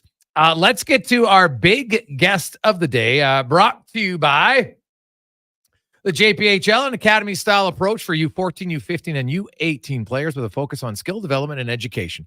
Of course, there's tryouts and things going on right now. Also have the new all-girls league, all-women's league, which is fantastic. Check it out at juniorprospectshockeyleague.com. Our next guest, we're excited to have him on the show. Of course, 1,497 regular season NHL games, 215 playoff games, 8 Stanley Cup finals, worked in an all-star game, also at the 2014 Sochi Olympics as an NHL linesman. Derek Amel joins us. Derek, welcome to the show, man. How you doing? Good, guys. Thanks for having me on the show. Hey, that's Everyone's great. Doing well up there in beautiful Alberta. Yeah, no, it's good, man. That's quite the resume, Derek. I know Brownie was telling me, you guys, you're a little bit older than you grew up, and you were always linesman, and he was playing. When I know young players are like, hey, I want to make it to the show. Were you ever thinking like, hey, I want to be an NHL linesman? Like, when did that ever come even like a goal for you? It never really did. That's funny. I always wanted to be an NHL player. Who didn't living up in Canada, right? But for me, officiating became part of my life during college, and it was basically a part-time job for me to pay for my own schooling. So I went to Durham College there in Oshawa, lived at home, and had to pay for everything. So I took up officiating. So I started in the minors, like the minor leagues, like Squirt, Pee Wee and all that in Oshawa. And I think the first time I officiated, Shawn he probably would have been about a Pee Wee or a Bantam playing in the old children's arena there in Oshawa. So I've seen him basically from the beginning come through to where he is now. So it's just a great story for both of us. Great guy, great family, and nothing better than seeing someone from Oshawa succeed. Melzy, I appreciate that. It is good. It's always good to see you and reconnect with you. Can you talk to me or talk to us a little bit about the evolution of when you came into the league and where it is now? I've had lots of conversations with you throughout. We used to get together, obviously, when you'd fly into different cities. And, I remember watching, from when you first started training and then towards the end and this, the accountability, I guess, and off the ice and in your preparation, but also the video. Did you guys not get a ton of video to help you guys with your calls and what, things you could do better? Yeah. I mean, I think the video started when Stephen Walkham became the boss. He was more into video. It was around then. So I think that came in the last 10 years of my career. But to start from the beginning, I came in 97 was my first year in the NHL. So it was a different game then, obviously. It was a lot tougher game. It was a lot older game. The players were older because we didn't have any caps then. And, they would build up on third and fourth line veteran guys. And it was just a tough, older league. And you can attest to that. And they just played a different style of hockey. Well, we didn't even have this. When I came in, we didn't even have the center red line. I mean, we had the center red line. So, yeah. I mean, that opened up the game back after the lockout in 2004. So I think that's when it really changed to where we're at now, when we opened it up with that and we started calling more stick fouls, the hooks, the water skiing, all that kind of stuff that really we turned a blind eye to before that. So I think that's when the game changed, around when we came in 2004, 2005, when we came back. Derek, you started in your first NHL game was in October of 1997. So, and then your last one was in 2021. So, it's almost 25 years you officiated. From a linesman's perspective, it really changed because, you used to have, Shawn Brown and others where you got to jump in there, some spirited tilts, right? And fighting's gone down significantly now compared to then. And just like, as a lineman, linesman, the timing to know when to get in, the timing sometimes to step back and say, you know what, this guy probably deserves an extra shot, whatever. Right. Like how did you kind of, manage that? And as a linesman, was it easier when there was less fighting, like physically for you? Did you notice a big difference? That's great. That's a great question. I think fighting, I was working the OHL for 4 years before I even started, and fighting was prevalent then back in the mid 90s. Yeah. We fought a lot. They fought a lot then. So for guys like me coming through, with the Dvorskys, and then we were all coming through the OHL and the Kovaceks, and we were used to it. There was 5-6 fights a night in the OHL, and then we came into the NHL, and it was the same. Every team had, you look through the league, you had 2 fighters at least. You had your twister, chaser, Probert, kosher. Everybody had a tag team partner, and they fought. There was, they were accountable to each other. It was a different game, I think. In a way, for the referees, it was a lot. I hate to say it, a man's game, but it was a different game because these guys are better athletes now. They're physical, they're bigger, they're better at everything. But I think they were accountable more to each other. And if you did some crazy things out there, you wanted to play that game, you had to answer the bell at some point for sure. Was there guys that you had to be very leery of at when you'd go to try to, some guys who were just like, maybe he'd go on tilt, right? And all of a sudden he doesn't know the fight's over and he's throwing a bomb and you're taking was there certain guys that okay, this guy's a little bit loony here, I got to make sure I'm aware? Well, there's a lot of guys like that. But in particular, I'll use an example is the big Chara, the Hall of Famer out of Boston there, everybody knows. He did not like to be touched. Like even after a fight, and it was kind of funny. I would usually get him because I was the bigger guy, usually of the linesman or the veteran guy. So yeah, I kind of went to him, and I would find those guys and know how they were. But if a younger guy touched them or, handled them a little too much, they did not like that. And there was many guys like that just did not like to be touched after fights, and I think now it's a little bit different. I think it's seems a little bit more orchestrated sometimes. And so, yeah, but it was different. They were different. And they seemed to be older to me then. Maybe I was just younger. I don't know. But, they just seemed bigger and older. You're Scott Stevens and these guys. You just, you just kind of left them alone. And, and you could tell when they were getting wound up and the players left them alone. So it was a different accountability, I guess, that way, if that makes sense. Yeah. I guess I better get it out there. The amount of times that you saved me being a linesman from getting, pummeled, very appreciative. Is there any stories or anything that kind of throughout your career, is there any one particular story with a player that maybe sticks out to you? Yeah, well, first back to you. You had it made there because when I was out on the ice, you knew how it was. If you're winning, keep going. If you're losing, I'm coming in. So you had that Oshawa, advantage. If you're winning, keep going. Right? Yeah, keep going if you're winning, and if you're losing, I got you. So that made it a little bit easier for some guys, but. That's how it was, though. You had guys out there that wouldn't stop sometimes, and linesmen would get hit, and you would talk to them, and sometimes you just weren't, you didn't want to get in there as quick when they were losing. That's just how it went. That is totally. I like that honesty. Yeah. Derek Amel, long time, 24 years as an NHL linesman. I think that's true, right? Like guys who probably treated you like crap said certain things, and all of a sudden you're like, oh, geez, maybe I'll take an extra stride before I get in there.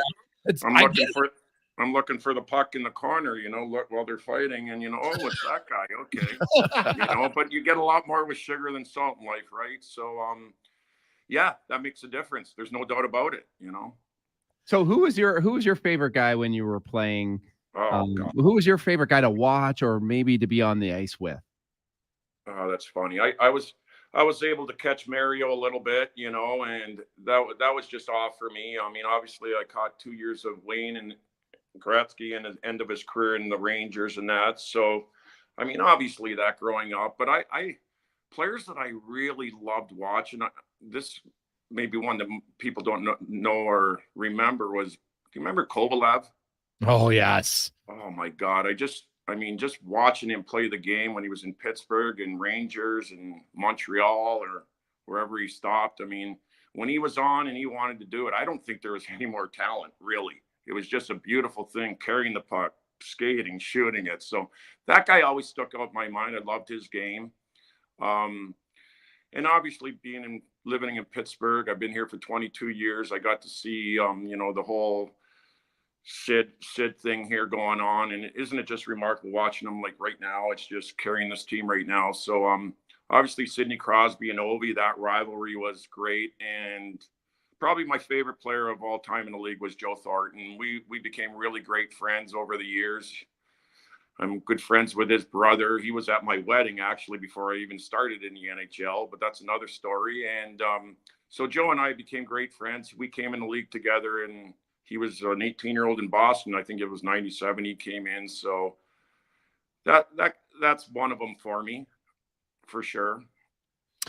You know, you mentioned Kovalev was just one of the most skilled players I can recall, man. When he was on his game, God, he was good. Like stick handle in a phone booth for sure. I want to get your thoughts as a linesman, Derek. You know, you work the line. Guys take a lot of pride in it, right? I mentioned you went to 8 Stanley Cup Finals, including a span of 6 out of 7 years. You went from 2014 all the way to 2020. I think the only one you missed was 2017. But you know, the rules have changed now ever since there was the one missed offside on Matt Duchene. It was obvious. Everybody knows it got missed. Who missed that call?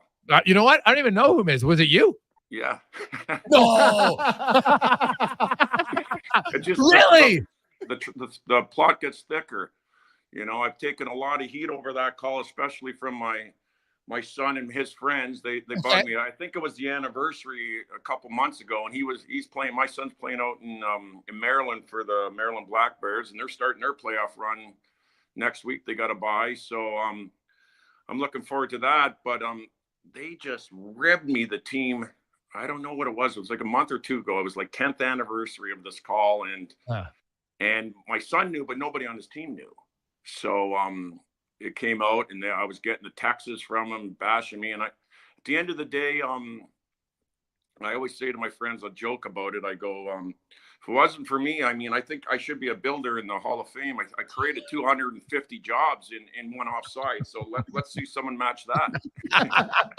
Yeah, well, I love it. So when you created a whole department. Yeah. When you look back, because I didn't know that. When you look back on that call, there, how did you miss it? What happened? It was crazy. It was in Colorado that night, and I think it ended up an 8-1 game with Nashville, and Trotzy was coaching, and they were getting blown out. And what happened was the puck was back in that end of the ice where Duchene came across, and they fired it up. I think it was Nashville fired it up the ice, and I thought it deflected and came back, and he shot it back into his own zone, the Nashville guy, but it hit him and deflected back. So I saw the play. I knew he was offside. I thought they shot it back into their own zone, but after further review, not so much.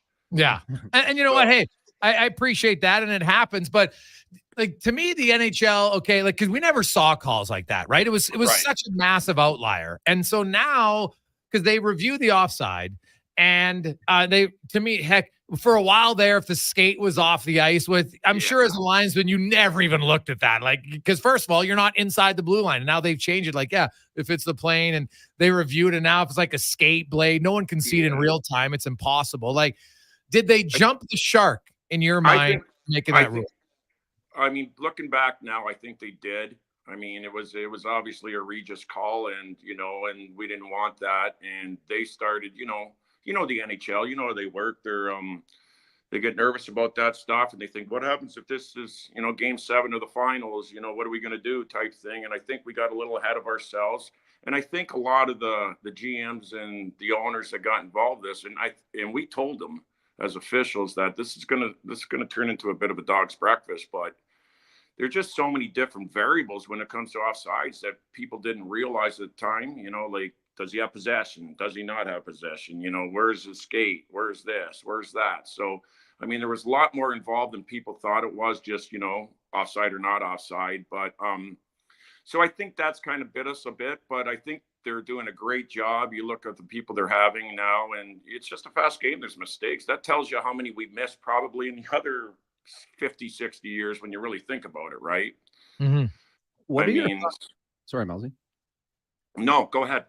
What are your thoughts with the playoffs around the corner here? Everyone talks about the game being called a little bit different. Is it the game being called different, or is it the players playing different? What are your thoughts on that?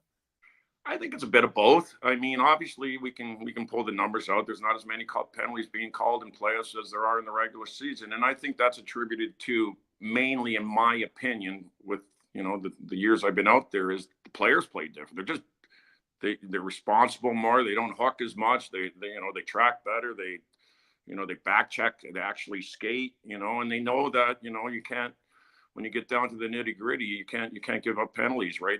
All these teams in the playoffs that are in the playoffs have power plays. I mean, that's why they're in there. So I think the teams play different. I think they're coached differently. I think they're more accountable to play defense, and there's more on the line. So there's not as many penalties. We don't have as many roughs. You know, you don't have as many scrums unless the game is a little bit out of hand and it's a game 1 or 2, and, you know, they want to, you know, let's do something for the next game, that kind of stuff. But overall, I think they just play a tighter, more structured, more penalty-free game. So, Melzy, I don't know if you can see on the screen here, I'm missing a little bit of my pinky. I think you lost 2 of your fingers. No, I ended up only losing 1, but the one's messed up. But so was that hockey related? Was that from breaking up fights, or? Yeah, it was breaking up fights. I was having problems with that hand for a few years, and then it was back in 19. It was in October. I was in Dallas, and it was a nothing game. It was the beginning of the season basically, and it was a 5-1 hockey game, and Lendell came in after Brady to Chuck. And at the time, Brady was a young guy, and Matthew was a young guy. I was great friends with Walt at the time, so, you know, I was in there to protect his boys, you know, and I went in to protect him, and Lendell came flying in at him. I stuck my hand kind of out, and it just caught his middle of his chest and just snapped that ring finger and threw it over the other finger. So we put it back in, finished the game, and then flew to Chicago and saw a specialist in Chicago where I was working the next game. And he's like, that finger's in big trouble. We need to do surgery. So they put in pins and screws and all that kind of stuff. And I was off. And then I came back probably a little bit early, but, you know, that's how it goes sometimes. And you want to get back, right? And it was in Detroit. I came back, and I think it was the first or second face-off that game. I dropped the puck, and the player came across and to hit it and slashed me right on that finger and destroyed the whole surgery that I didn't realize at the time. And, you know, like a month later, I'm like in chronic pain going, what's going on? This thing's not getting better. And so I went back to a specialist in Pittsburgh and looked at it, and he said, the finger is destroyed. You're going to need to remove it. So, yeah, that was in January of 20. They told me that. So I just kept working right there. I said, well, I talked to my boss, Wacom, and Steven and Coley and them. They said, how are you going to handle this? And I said, well, I'll run it it can't do any more damage. So I'll run it through the end of the season, and I'll get the finger removed in July or June or whenever I'm done for the run. So as we know, I think it was in March, that's when COVID stepped in. So I did my 1500th game in Pittsburgh on March 7th, which was really my 1496th game. but you're allowed to pick your game in your city and the guys you work with for milestone games like that. So obviously I wanted it in Pittsburgh, and it was Washington, and that's when it fell on the 14th 96 game. So I could have my family and everything there. So I did the game, flew to Toronto on the 9th, like 2 days later, did that game, and they closed it down for COVID. So that made it 1497. So that's how I didn't get 1,500. So I got the party though. Yeah. Well, And I told the NHL they're not getting the money back from the party either. So it worked out pretty good that way. But, and that's what happened. So then as the COVID went on, we were off, and then the rumor, I was like, called the league and said, maybe I should just get my finger taken off now and get it done with, because the pain my hand was really, really bad, especially dropping pucks and breaking up fights and that. It was just, the finger was unbearable. And they said, well, hang in there. We might be doing this bubble thing. And, we'd obviously want you to be in it and that. So I held off, and we ended up doing that bubble thing, and spent 70 days in Toronto and in Edmonton too, and that's where my last game was in Edmonton, but not with Edmonton playing. It was Game 5 of Dallas and Tampa. So that ended up being my last game. I worked and flew home. I think that was October of 20, and had the surgery on my wrist and my hand, and the finger amputated about a month and a half later, and then that's all she wrote. That was it. I was done. And my doctors and the specialists didn't, at my age, I was like 52 years old, and they were like, I don't think we want you. It's just not strong enough. It's not gonna battle through hockey seasons anymore. So that's where we're at. So it ended. So yeah, that's how it kind of ended. Derek Amel joins. Derek, if you mind, we're going to take a quick break. I want to come back. We've got lots more to talk about. Longtime NHL linesman. When we return after Conman and a Sports 1440 update, brought to you by the Alberta GMC dealers. Get up to $6,500 cash purchase credit on a 2024 Sierra 1500 Denali Ultimate truck during truck month. Check it out at gmcoffers.ca. The Sports 1440 update. It's game day. The Oilers in action tonight, taking on the Arizona Coyotes. Puck drop just after 7 o'clock down at the Ice District. Elsewhere around the NHL, Flames in Anaheim. Golden Knights host the Wild. Preds take on the Blackhawks, and the Blues up against the Hurricanes. Mark Stone gearing up to return to the Golden Knights. The team announced today that their captain has been cleared to return to practice. He was on the ice today in a non-contact jersey. In the association, the Raptors in action. They'll take on the Miami Heat. You got the Cavs and Pacers, Hornets and Celtics, as well as the Sixers versus the Magic. The Toronto Blue Jays kicking off a series against the Colorado Rockies tonight. 5:07 first pitch. These teams meeting tomorrow and Sunday. You can hear those games here on Sports 1440. 1 o'clock tomorrow, 11:30 on Sunday. In the AJ League Championship kicks off tonight. The Wolverines taking on Calgary. Puck drop just after 7 o'clock in that one. 4 games in the WHL. Kelowna's in PG. Portland hosts Everett, Swift Current, and Moose Jaw. And Saskatoon takes on Red Deer. And at the Masters, right now, Scotty Scheffler atop the leaderboard at 7 under par. Bryson DeChambeau and Max Homa both currently sitting 6 under. Tiger Woods will make the cut. He's 1 over. Canadian Corey Connors currently sitting 2 over par. Mike Weir, 7 over. Nick Taylor, 13 over. It looks like they will both miss the cut. Adam Hadwin, +4. He should be good to go over the weekend. Coming up in hour 3 of the Jason Gregor Show, 5 questions, and Craig Button. I'm Connor Halley. This has been a Sports 1440 update. The KJR broadcasts from West Edmonton Mall and Wetaskiwin. Download the free Stingray music app and listen wherever you go. Storm chasing sounds exciting.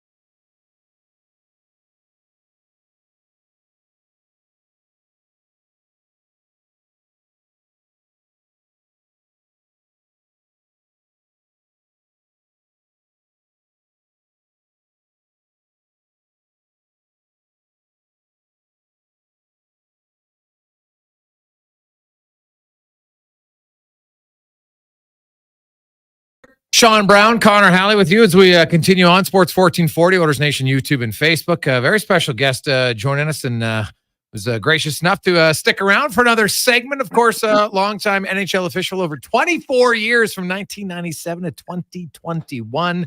1,497 regular season games, 250 in the playoffs, 8 Stanley Cup finals. And you had a stretch there, Derek, as I mentioned it earlier, Derek Amel joins us, where you went to the Stanley Cup finals 6 out of 7 years. And I know like that, hey, players want to get to the Cup final when you're an official. You want to get there because that recognizes that you've done a very good job. So you went 14, 15, 16. Now, your first one, of course, was the Penguins and the Red Wings in 2009. And then you went in 12, and 14, 15, 16, 18, 19, 20. So my question is, when you like you're getting graded all the time, do you have a sense near the end of the year how deep you can go? Like, how does it work on that evaluation process? And when you know, A, you're going to get the playoffs, and then B, do you not find out until the end of round 1 that you're going to round 2? How does that work? Yeah. It's we're rated throughout the season. We get a mid-season report and tell you where you're at. And what the NHL does is they'll have to, and this actually came through with my injury, they have to put in an envelope at the midseason with rankings 1 to whatever number of guys we have now for linesmen and refs. So they have them ranked 1 to 34 or 35 or whatever they have. And then they'll know in case there's an injury or something comes up, then you will receive whatever that number would come in the playoff rounds, right? If you're number 1, you would get, right to the finals. Okay. Like emergency money. So that's how that works. But in the same time, so what I'm getting at is they're rating you. And then in the playoffs, I mean, I think half the guys make it. So you're rated at the end of the season too. And that's who makes the playoffs. You sit at home, you get an email. If your name's on the email for the first round, you go wherever they tell you in the assignments. And, the next few hours after that, if your name's not there, see you in September, hopefully. and that's kind of how it is. And that works the same way for each round. So you finish your first round, you go back home, everybody goes back home. And you sit around and wait for the email to come in. And if your name's on the email, you go to the second round. If not, you're done for the year. So it's a little bit of Survivor Island, for us. And we take a lot of pride in it. It's, it's a 2-month run, and we're busy. So like my last, I think 2019, that year before the bubble, because that one was a little bit different. I think I took 55 flights in 2 months. Oh, geez. So it was just, so you're just basically kissing your family goodbye and hoping you don't see them till June 15th if you want to go to the finals. So that's kind of how it works. So you just pack your bags and you're gone. Does the pay scale, because I know like for teams, when they win in the first round, they get a certain amount of money. They win in the second round, they get certain. For the officials, do you get paid more like per round the deeper you go, or is it a flat rate for every game in the playoffs? It's a flat rate for each round, which is negotiated with the league and our contracts. So yeah, you're getting to touch each round. So yeah, there's money involved, and obviously this is how we raise our family, and like anybody else. So yeah, that's important too, obviously. So yeah, you get paid more for each round.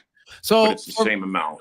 Okay, and then you made it in 14, 15, 16, 18, 19, 20. Unreal. So for fun, what? Were you annoyed when you didn't make it in 17 and your run of 3 in a row? I was pissed. I was on a roll, but it was our fault. We were in it was the group of us. I think it was game 6. It might even been game 7 I think it was game 6 of the semifinals when Anaheim was playing Nashville.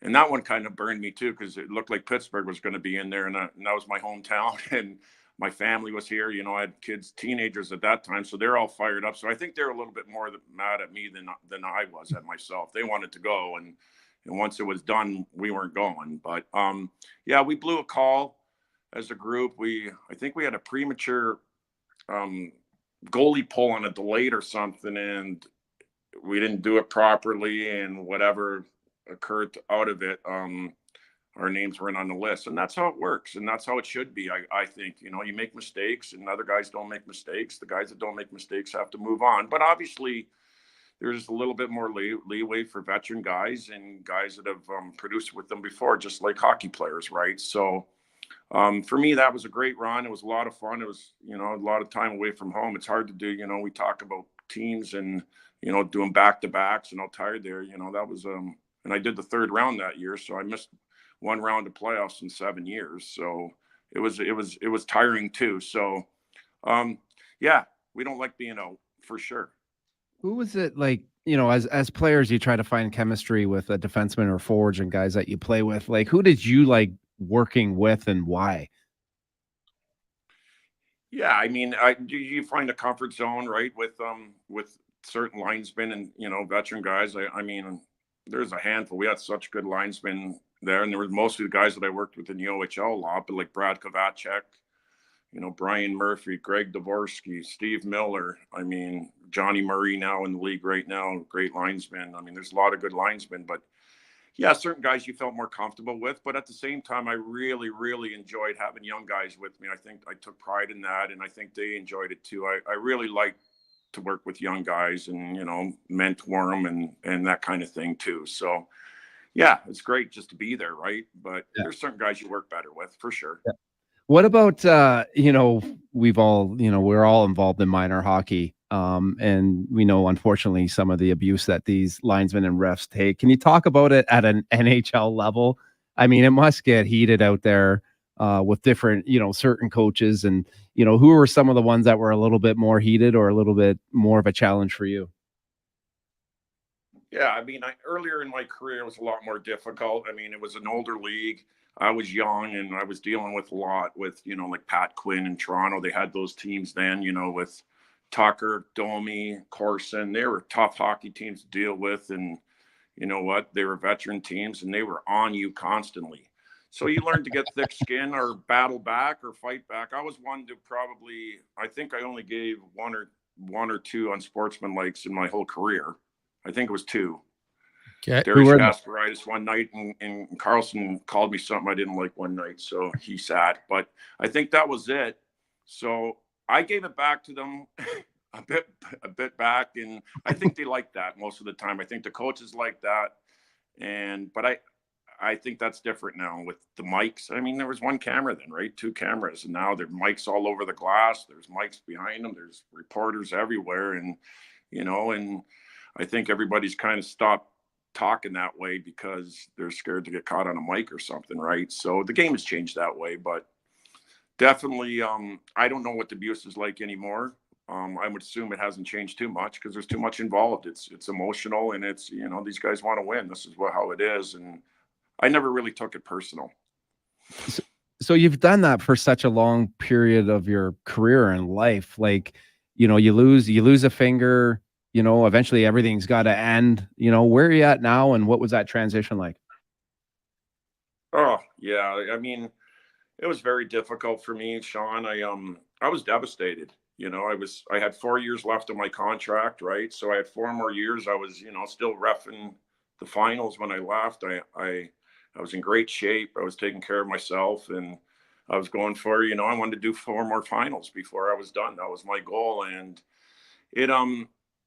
I think I was in shock at first. I didn't really believe it that I was done, over a finger, please. I've had knee injuries, shoulders, we've all concussions, a couple hundred stitches, the whole bit, and a finger. So I think I was in shock. And then as time went on, and the chronic pain that I was in chronic pain with that finger for over a year, and it wore me out. It really wore me out. And I went into a tailspin. I went into a depression for, I'm going to say, about 2.5 years. I tried to work through it myself, and just couldn't do it. And one day I was talking to a good friend of mine, Kelly Chase, and who, he's just finished his last bout with chemo last week. So good for him, and just a tremendous guy, and a good friend. And I talked to a lot of guys over those 2 years, but I started to recluse away from everybody, and I didn't watch hockey at all for 3 years. And he's like, "What are you going to do?" And I'm like, "I don't know. I'm not doing well." And he talked me into, and I went and got professional help. I went and got a psychiatrist through the NHL and that. And it's been 15 months, and it's been better every day. So yeah, it was very difficult for me. I went through some mental issues there, and I'm back at her now. So I think where I'm at bringing that up is it happens to everybody. You know, you look in life and you see young mothers that give up their careers to raise their children. You know, they go through something. You know, you see, men work 30 years on the job, and you know it's over. You go home, and you're sitting around now. So it's life, and that's why I like to talk about it a little bit. And I think more people need to do it and support each other for that, because it's important. So yeah, it was difficult.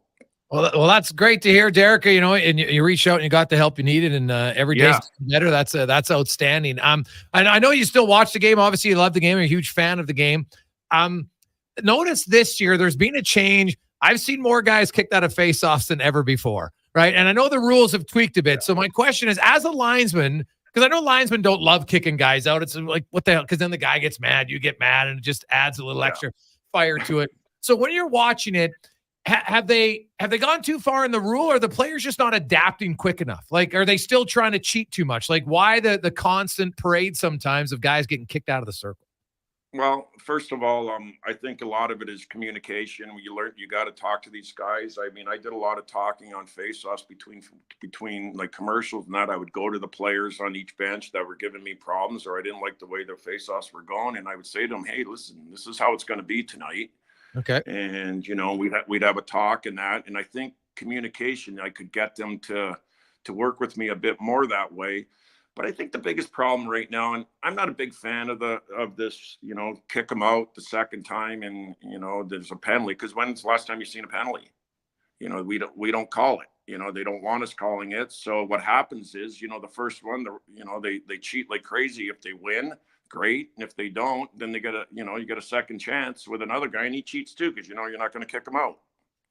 So that's kind of how I see it. I mean, I think we need to if you want to do it this way, we need to set a better standard, and put some teeth in the rule.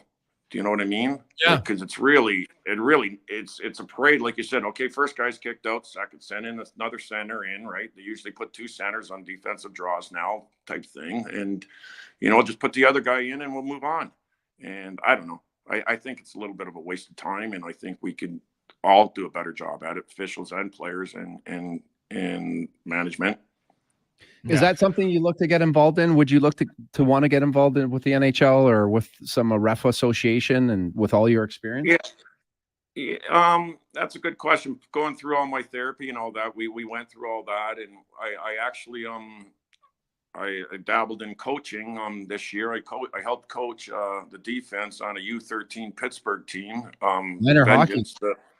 Minor hockey, and it was tremendous. I had a blast with it, with the kids and all that, but I'm not doing it anymore, because it's just, I'll be honest, it was the parents. It was incredible. I was like, I haven't been, because my son's 20, he's playing junior hockey now, so I kind of went through it all, and I knew how it was, and I was kind of that parent on our teams in Pittsburgh here that knew we don't yell at the refs and that, because you're going to have to talk to me in the lobby, the other parent. I didn't like it. I didn't want it. Let him go. But I don't know what it is these days. Maybe it's the cost of it, the time involved, but there's really, with parents, in my opinion, a real unrealistic expectation of their children, and the pressure they're putting on them. It's like, it's a hockey game. This is supposed to be fun and enjoyable. And I'm sitting on the ice with these guys practicing, and they're having a blast. And I don't know what's saying in the car ride home, because they're a different person the next practice. So that's something that I think is, throughout Canada or the United States, something we have to address as parents. I really do. And as adults, let these kids play, let them have fun, enjoy. And these are life skills. We're not all making the NHL, and who cares? Like, we're making friends, and that's where it's at. So I did that. And then I also dabbled in a little bit of supervising. I supervised this year with the Atlantic Conference in collegiate hockey down here. Okay. Robert Morris, Mercyhurst, and all that, and helped them a bit. So I enjoyed a little bit of it, but I found it kind of lonely for me, traveling and all that stuff by myself. It didn't fulfill what I needed, I think, at the time or now. But yeah, I was just trying to find something to get back with the boys. You know that, Shawn. I mean, that's probably the biggest thing that happens with us, you know, as we retire or leave this game or work or whatever. You just want to be with the boys, and you're trying to find a way to do that again. So that's where I'm at now. I think I'm just kind of laying back right now. I'm going to watch my son go on a playoff run and watch some good hockey. I mean, the first time I watched hockey was the playoffs last year, and it was unbelievable. And the first real game I watched this year, to be quite honest, was after your phone call, Shawn. I watched that Wednesday game, the Oilers, because I just kind of wanted to see. And man, was that a good hockey game? If that's any indication of what Edmonton, and you're getting it from a guy that watched them once, so you guys have probably dissected that team to nauseum. I wouldn't want to play them from what I saw in that 60 minutes, but maybe that was a game that was different. But God, they played right. They played a playoff hockey game, and that's not without the big guy too, right? Maybe they played different because the big guy was there. I don't know, but that was a really good playoff game. So I think looking at the playoffs now, there's 4 or 5 teams in each conference that have a legit shot, I think. So I think it's going to be a wonderful playoff. Derek, the Oilers have actually been a pretty dominant team at home. That was one of their best games, of course, without McDavid. But, yeah, they've been good for a while. Them and Dallas, and there's a few other top teams. Derek, we really appreciate your time, man. Thanks for giving us an extra segment. We'll love to have you back on again. And happy to hear that you're in a much better frame of mind right now for yourself. And enjoy watching your son. Nothing better than that to end the NHL playoffs. Thanks so much for your time. Awesome, guys. Thanks for having me. See you, boys. Take care. Betcha. There's Derek Amel. What an absolute! I didn't even know that he was the guy. Like, I just went, hey, what do you think? Do you think they jumped the shark? Well, who do you think missed that call? What? That was amazing. So he was the linesman who missed the Duchesne call. He gave us the explanation of what he saw. He's like, honestly, like I knew he was in the zone, but I thought Nashville dumped it out and it hit off of their own guy and came back in.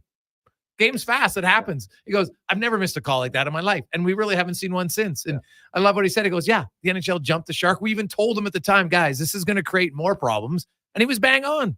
It's created more problems. So I really enjoyed that. If you missed the start of it, definitely go to jasongregor.com or anywhere you get your podcast to listen to the full interview with Derek Amel. Guy was in the linesman for 25 years in the NHL. He had some unreal stories.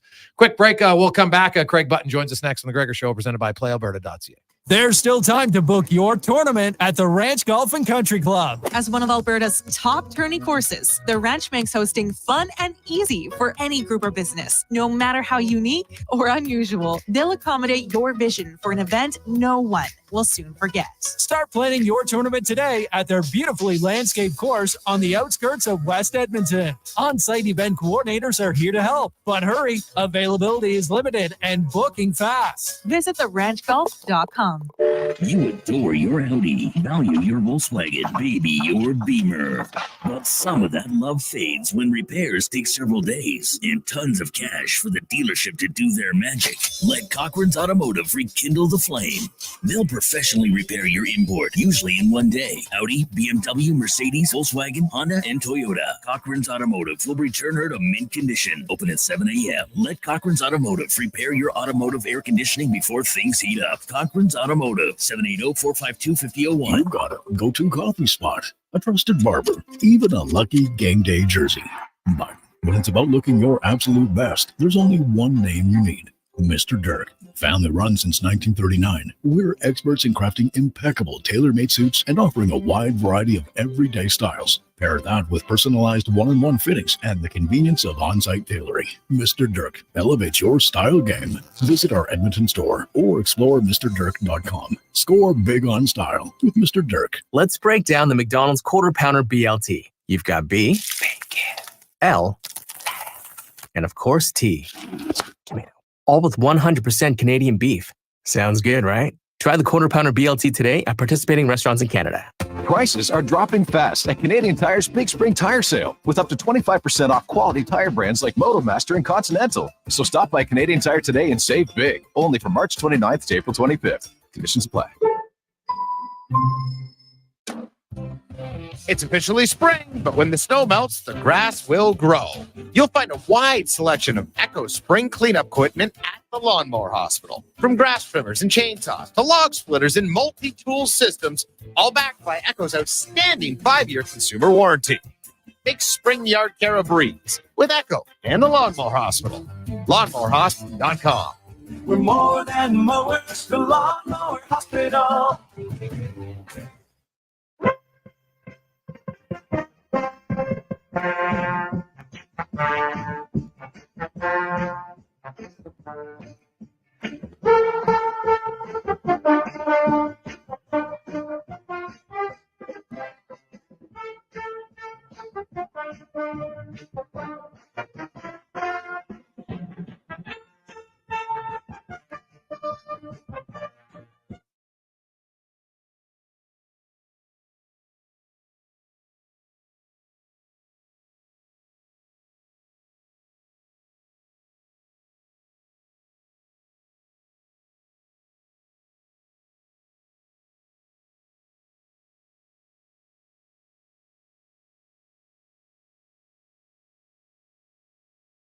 Or 33, Jason Gregor, Shawn Brown, Connor Halley with you on Sports 1440, Orders Nation, YouTube, and Facebook. Hope you're having an awesome day, man. That was a great interview with Derek.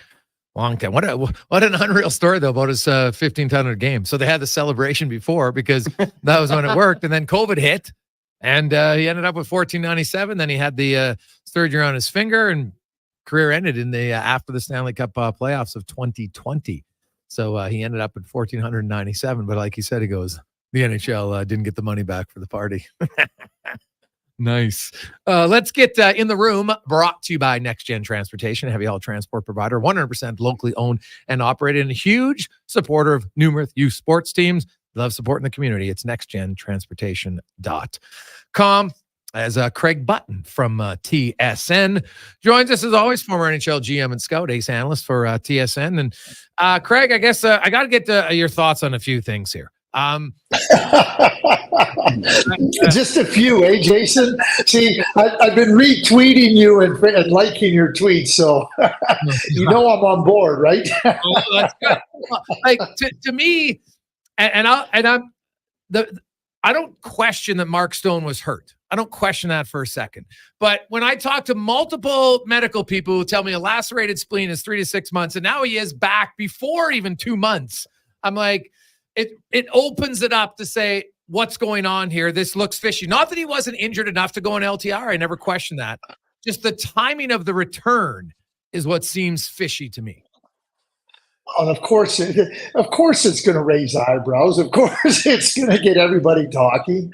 Yeah, one of the things, and I think that we have to keep this in mind, and how it looks, and certainly the second time in 2 years. But one of the things is with LTIR, and an important part of LTIR is that the doctors have to file the medical reports. They have to file that, and if they're not, like this is about a medical doctor filing something that's truthful.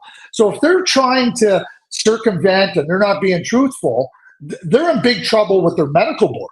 And that's number one. Number two, that's a circumvention of the CBA, which carries significant penalties. So, it's addressed in the CBA, and certainly, I believe that the doctors are completely above board and everything. But this is probably one of the things now that why it deserves some examination. Not that I have an issue with it, and with respect to LTIR as a whole, but that it deserves, because it just doesn't look good. And some my father was hired by Clarence Campbell, the original or former president of the National Hockey League, and he talked about not only do things have to be right, but they also have to appear right. And this doesn't appear right. And I've never forgot him saying that. And certainly I think that's why it deserves examination, because call it fishy, call it whatever, it just doesn't feel. And maybe in defense of everything else, maybe it was just like a minor lacerated spleen.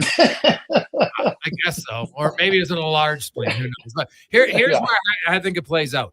If Vegas loses in the first round, Craig, no other GMs complain because they're like, well, they got really no benefit other than, they got Hannafin, I guess. And although they would have got him even if Stone was injured because he was only 1.4 mil on the cap. It's the Hurdle trade. And some would argue now they're going to have Thomas Hurdle, but they're probably going to have to lose Jonathan Marchessault because I don't see how they're going to fit him in next year. Well, no, okay, so a couple of those things. I think you're right. A lot of it has to play out, and then we'll see where it's at. But I do think it deserves examination at all in all. Not only that, Chandler Stevenson, I think one of the signals here too, Chandler Stevenson, bye. Jonathan Marchessault, bye.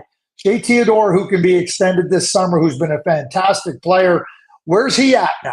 And we know this about the Vegas Golden Knights. They don't have what you would call a deep loyalty to players that have performed for them. Not that they don't like them, and I'm not saying that in a negative way. But if they feel they get a better player or they feel they can upgrade, they're doing it, and they're going to do it at every turn. And they don't care who you are. And all you got to do is look back to Marc-Andre Fleury. Craig, what are your thoughts on Torts in Philadelphia? I mean, obviously he's a great coach. He's a big personality. Every coach has an expiry date. But what are your thoughts of, he's obviously done a good job. What are your thoughts of his coaching and what's going on in Philly? He has done a good job, I think, Sean. I mean, before last night's win, they were in a nosedive of 8 games. It was ugly, to say the least. I guess one of the things that I would say about John, and John has a very good record of accomplishment, and certainly a stand where he is, but there always seems to be drama around John Tortorella coach teams. And I want my drama to be on the ice. I'm not saying that, he doesn't do it, but it doesn't matter where he is. Just go back and look at where there's always drama with John Tortorella. Drama here, drama there, drama here. He should be nominated for Academy Awards. I mean, with all the drama that he produces. And, my own personal preference, I recognize that John's a good coach. I don't want drama from my head coach. I want drama to be on the ice, and I want the players performing as the main actors, not my coach. That's fair. Craig Button joins us. Greg, the relocation for the Arizona Coyotes to Utah, it's not official, but everything seems to be going that way. Hearing reports the GM's flying into Edmonton to talk to his team. I can only think of 2 things that he's flying for in the middle of a road trip when your team's out of the playoffs. It's either A, the rumors are all false, or B, it's happening. And what do you make of this move? And do you think there should be any like I saw some instant reaction about they might change the the Central and the Pacific, and then I was told by other people say there's no chance of that. Do you think they would consider that down the road potentially, or is there any reason to do it? And how hard would it be to make a move like that and to restructure the divisions and move some teams potentially? Well, the first thing, are you sure he doesn't want to go to the West Edmonton Mall? You sure he doesn't want to go watch some minor hockey and see if parents are acting out? I listened to the last 5-10 minutes of Derek Amel, and we all understand that. Here's the first thing I'm going to say. I think this is a win-win-win for everybody involved.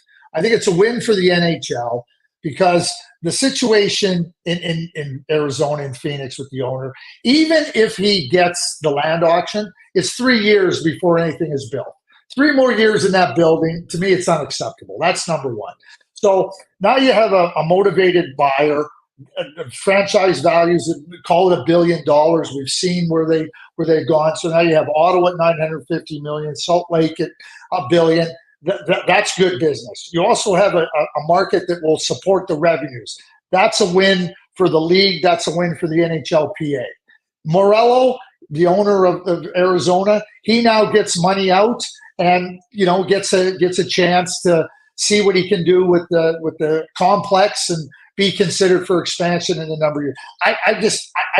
I see it just winning all the way through. That's just my take on it. As it comes to the division, remember, Arizona was in the Pacific, and then they were moved to the Central. I think Salt Lake being in the Pacific is better than Arizona being in or Salt Lake being in the Central is better than Arizona being in the Central. There's a closer proximity to Denver and Colorado. And when you start to think about the Pacific Division, who are you going to move out of there? I guess you could make a case that Edmonton or Calgary, but those are long established franchises, and both of them can't move to the Central. It'd only be one. And so to me, that's not happening. So I see Salt Lake, settling into the Central Division and going from there. Greg, looking at the Oilers and the Canucks game tomorrow, regardless of what happens tonight, just makes it more entertaining and more meaningful if the Oilers win, for sure. And the way they're playing, there's probably a good chance they'll win. But then you get to tomorrow night, and if the Oilers win that game, now there's first place can almost be settled in that game. Not officially, but it definitely would put whoever wins that game in the driver's seat to finish first.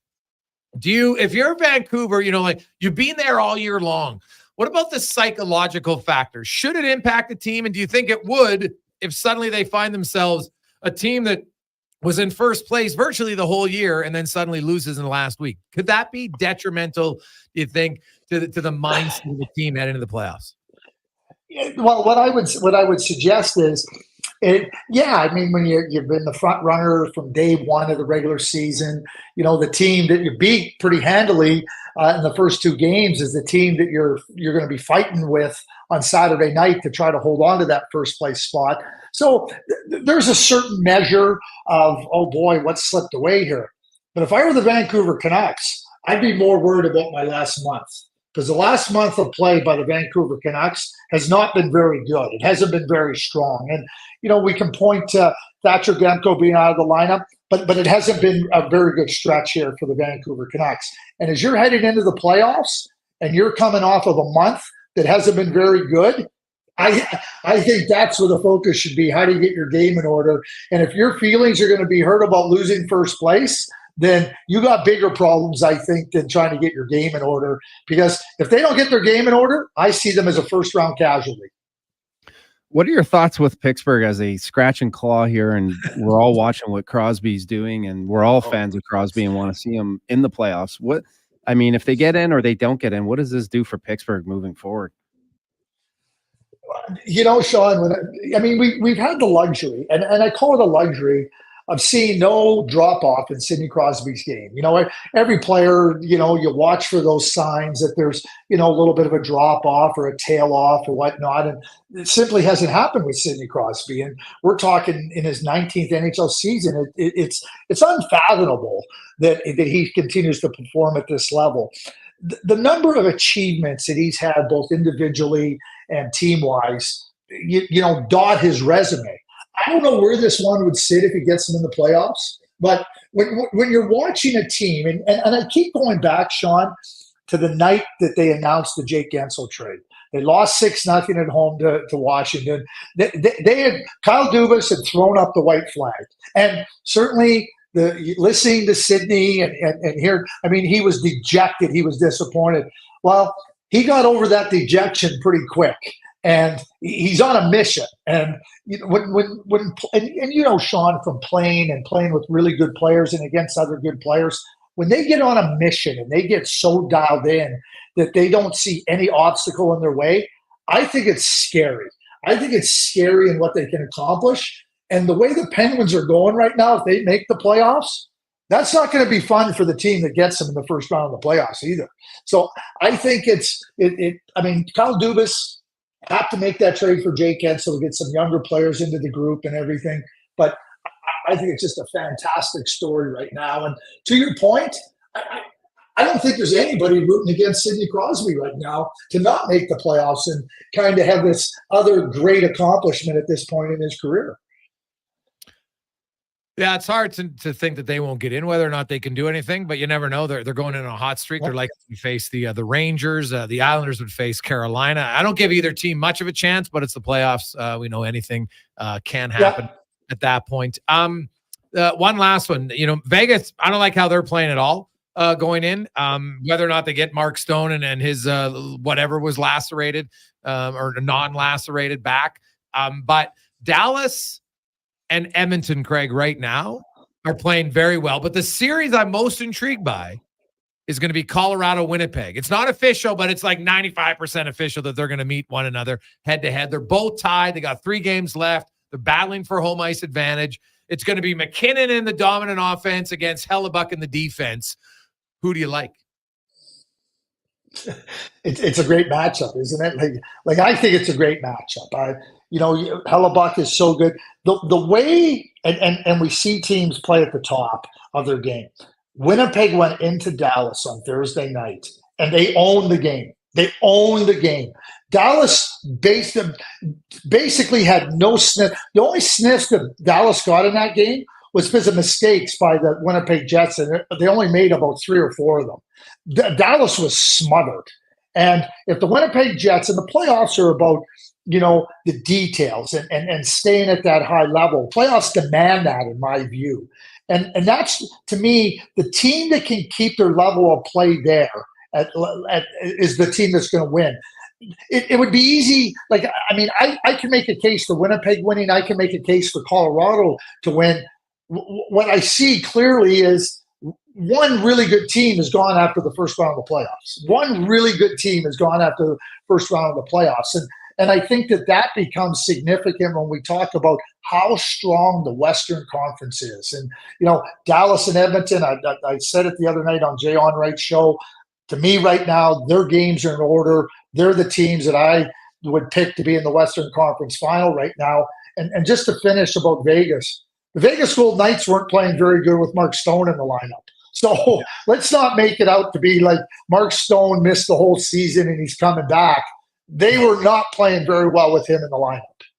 Yeah, it's very true. Craig, great stuff as always, man. We appreciate it. Enjoy the weekend.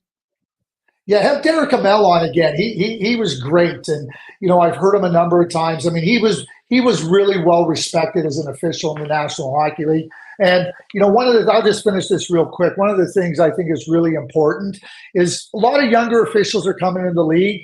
And I think that the mentorship that they can get from the likes of Derek Amel and other officials that are just leaving the game, absolutely have to be part of the process of helping these young officials get settled in the game and help them be the best they can be. And certainly Derek would qualify all the way. Awesome stuff. I would wholeheartedly agree. He was awesome to talk to. I loved his open story about the Duchesne offside too. So that was great. Yeah, wasn't that great? Did he tell you about the part about going and apologizing to Barry Trotz? Oh yeah. No, he didn't tell us that part, but he did talk about how, he explained everything he saw on the ice at that moment. He's like, hey, I knew he was offside. I just thought that the Preds were the ones who put it in and out, and obviously they did. So he went and apologized to Trotzy, and he said, Barry, I'm really sorry. I absolutely blew that, which tells you all about the guy. I think that the Nashville Predators were down 3 or 4-0 at that point in time. And Barry said to Derek, this isn't your fault. They said, we were falling off the cliff long before you made that call. Very true. Forgiveness is great, isn't it? Yeah, very true. Thanks, Craig. Have a great weekend. Yeah, thanks. Have a great weekend. Thanks, guys. Craig Button from TSN. Quick break. We'll come back with 5 questions on the Gregor Show, presented by PlayAlberta.ca. So little time, so matcha to do. Steep into your local Booster Juice and find your perfect matcha. Try the new tropical matcha smoothie made with pineapple and mangoes, or the Matcha on My Mind Booster Blend, a creamy, dreamy blend of matcha and oat milk, paired with the new matcha chip booster ball for a matcha made in heaven. Try this super good superfood at your favorite Booster Juice, or order on the Booster Rewards app. Available for limited time only at participating locations. When the temperature drops to below freezing, GS Construction is just warming up. They don't stop working, even in the winter. Celebrating 50 years in 2024, they're prepping for the upcoming season, now looking to add to their team, hiring laborers, pipe layers and helpers, lead hands, operators, water and sewer foremen, and more. Looking for dedicated and highly motivated individuals to join their team. So what are you waiting for? Search for GS Construction on Indeed.com. GS Construction, laying the groundwork for your community for 50 years. Are you ready to light up your game like Edmonton lights up the ice? Then choose eWell. Electrical Wholesalers Edmonton Limited offers lightning fast service. Just like your favorite forward, they deliver your electrical supplies in record time. Plus winning quality. They only stock the best. And don't forget about their all-star support. When it comes to customer service, they're the playmakers. So don't sit in the dark. Make the power play and visit eWell today. Online at ewel.ca, where excellence in electrical meets the heart of hockey. Bon Bakery has a passion for hunting down the very best ingredients close to home just for you. Their slow and steady hands-on approach is a tradition they're proud to maintain since Bon Bakery first opened its doors in 1956. So whether they're making creative and innovative new pastries or time-tested long fermentation breads, there are no shortcuts here. Bon Bakery, an Edmonton fan favorite, open 9 to 5 Tuesday to Saturday, online at bonton.ca. Hurry up, we're going to be late for the game. Don't worry. Let's take my car. Or maybe not. Good filtration makes all the difference. Napa Auto Parts' annual spring filter event sale is on from April 8th to April 14th. Ensure your vehicle is in playoff shape and ready for spring. Come get your cabin, air, oil filters, and all other automotive needs. Visit your participating Napa stores in Edmonton, St. Albert, Leduc, Spruce Grove, Fort Saskatchewan, and Sherwood Park. That's Napa know-how. You know, as Harley enthusiasts, we want the 2024 riding season to last as long as possible. So we need to be road ready as soon as the snow melts. Then get into the big toy shop today. Your home for everything Harley. Get a preseason tune-up. Order that custom upgrade you've been dreaming about. Or shop the largest selection of used Harleys. Stop by today and see why everyone is singing.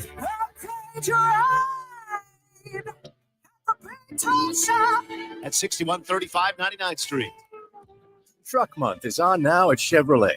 Get the 2024 Silverado 1500 RST at 0% financing for up to 60 months. With standard Chevrolet Safety Assist, plus a trailering package that includes an easy lift, power lock, and release tailgate, you'll be looking for any reason to get out on the road. Hey, Dave, spring cleaning? Need a truck? I can take those shelves. No? You sure? Okay. Michelle, you need a truck? Got a truck? See your Chevrolet dealer for more details. Prices are dropping fast at Canadian Tire's Big Spring Tire Sale with up to 25% off quality tire brands like Motomaster and Continental. So stop by Canadian Tire today and save big. Only from March 29th to April 25th. Conditions apply. Toronto Blue Jays baseball is now on Sports 1440. We'll bring you all the live action every weekend. The Boys of Summer coming this Saturday and Sunday to your official home of Blue Jays baseball in the Capital Region. This is Sports 1440.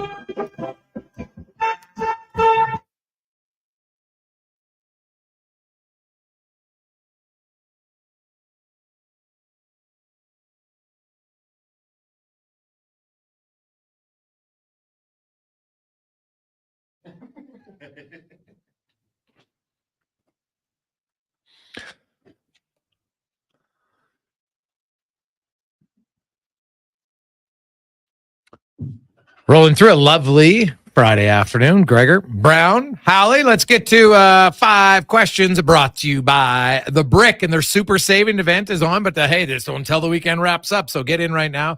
$1,200 off reclining sofas, 20% off home entertainment furniture and fireplaces only at The Brick and thebrick.com.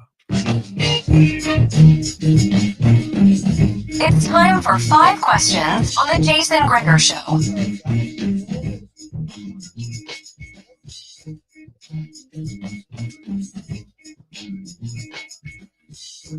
I don't know. I'm going to go if they're going to be tied. I think, they're playing great hockey. They're peaking at the right time. Everyone's feeling good about their game.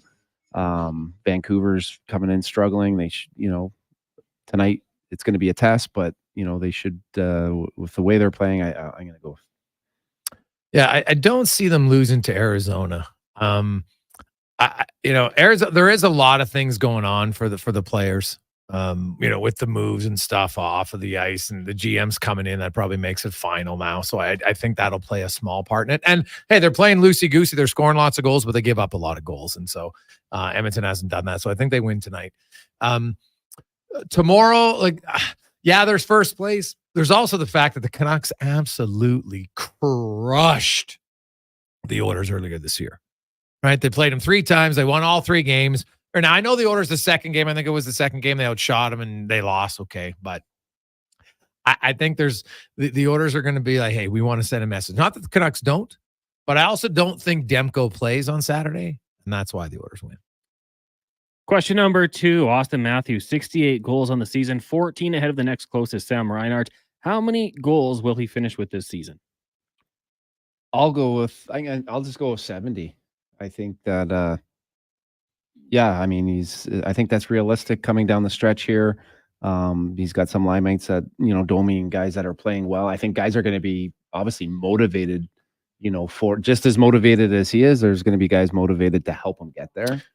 So I'll go 70. Yeah, Domi's out day to day, so I don't know if that impacts. So they got Detroit, who's been leaking goals all over the place. So, yeah, I could see him getting it at home on Saturday night. And then, I'm not sure they'll play both games back to back against Florida and Tampa if he gets it beforehand. If he doesn't, then he might. So I'll say he gets a 70 as well. And hey, great for him. I know some people out there are going to freak out, probably because they don't want to listen to all the people overreact. Because I laugh at him like, well, if he has 69, he should win the Hart. But if he scores 70, he should. It's the most inane argument I've ever heard. Question number 3 for you guys. If the Vegas Golden Knights were healthy, let's just say Stone's ready to go, and you got Hurdle out there as well. Amongst the teams going to the playoffs, and I guess Vegas is still right in there with St. Louis. But where would you rank Vegas in the Western Conference power rankings? Go ahead, Gregor. I would have them probably maybe 8th. They mean junk. I don't care what they did last year. They have been junk for months. They're 26th in goals against since March 1st. And as Craig alluded to, in the 2 months before, like when Stone was playing, they were on a continual slide down. So no, they're not playing very well at all. Like the Oilers without Connor McDavid absolutely shredded them. And do I think Mark Stone's going to just suddenly come in and make their whole team better? I don't, because he's not a defenseman. Now I know they'll get Pietrangelo, but I just think they have too many moving parts, and they're going to struggle. I could maybe rank them 7th. But I'll say 8th. I get your argument. I don't know. I'll go maybe 6 or 7 just because I know that they're not playing well, but I know that once you have won and you know how to win, you can't take that away. Right. And I know that there's not a magical button and there's no guarantee, but I just think that with that experience and knowing how to handle it and what it actually takes, it's got to play. It can only help. The other reason why I have them 8th, because they're playing Dallas. Dallas has been to a Stanley Cup final. They lost to Vegas. They got a lot of experience, and they're playing great. And I think Dallas is going to mop the floor with them in the first round. I think a lot of people hope so. Question number 4 for you guys heading into Sunday. Who do you think will be in the final pairing at the Masters? I guess I'm hoping. I'm a big Tiger fan. If anytime Tigers in the final group, I'm wishful thinking maybe, but I'm a Tiger fan. I was, he brought me into golf. I mean, I remember sitting on the couch, and if my dad was ever watching it, it was guaranteed fall asleep, right? Like it's just, but ever since he's got into it with the hype and how well and how good he was, I always find myself always. It just falls into what you told me on the phone the other day. What's that? Brothers are always just supporting the brothers. Automatic, together, yeah. So yeah, anytime he's playing, I'm always tuning in and checking to see how he's doing. And I guess maybe Dustin Johnson or McIlroy. No, they're not. Scotty Scheffler and Max Homa. I love it. Final question for you guys. Hypothetical Friday. If you are guaranteed an honest answer to one question, what would you ask and to whom? I got maybe a couple, just 2 because O.J. Simpson just died. So don't you know the answer? Well, I want to hear it from him. Dude, he wrote a book about how he would do it. Come on. And he got away with it. It's unbelievable. But yeah, it's fair. So there's that one just because it's fresh. And then the other one would be Princess Diana. Ooh. Good question. Jeez, you're really into the murders. Well, I mean, my wife we were into watching the old. You didn't want to ask that. Did you ever do the museum in Dallas? I never did it, but JFK? No, but we stayed, and when we were in Dallas, we stayed right by where he got shot there. Yeah. So by the grassy knoll. Yeah. Well, if you look at where the window in the building is and where he was, trajectory doesn't make sense. That's all I'm saying.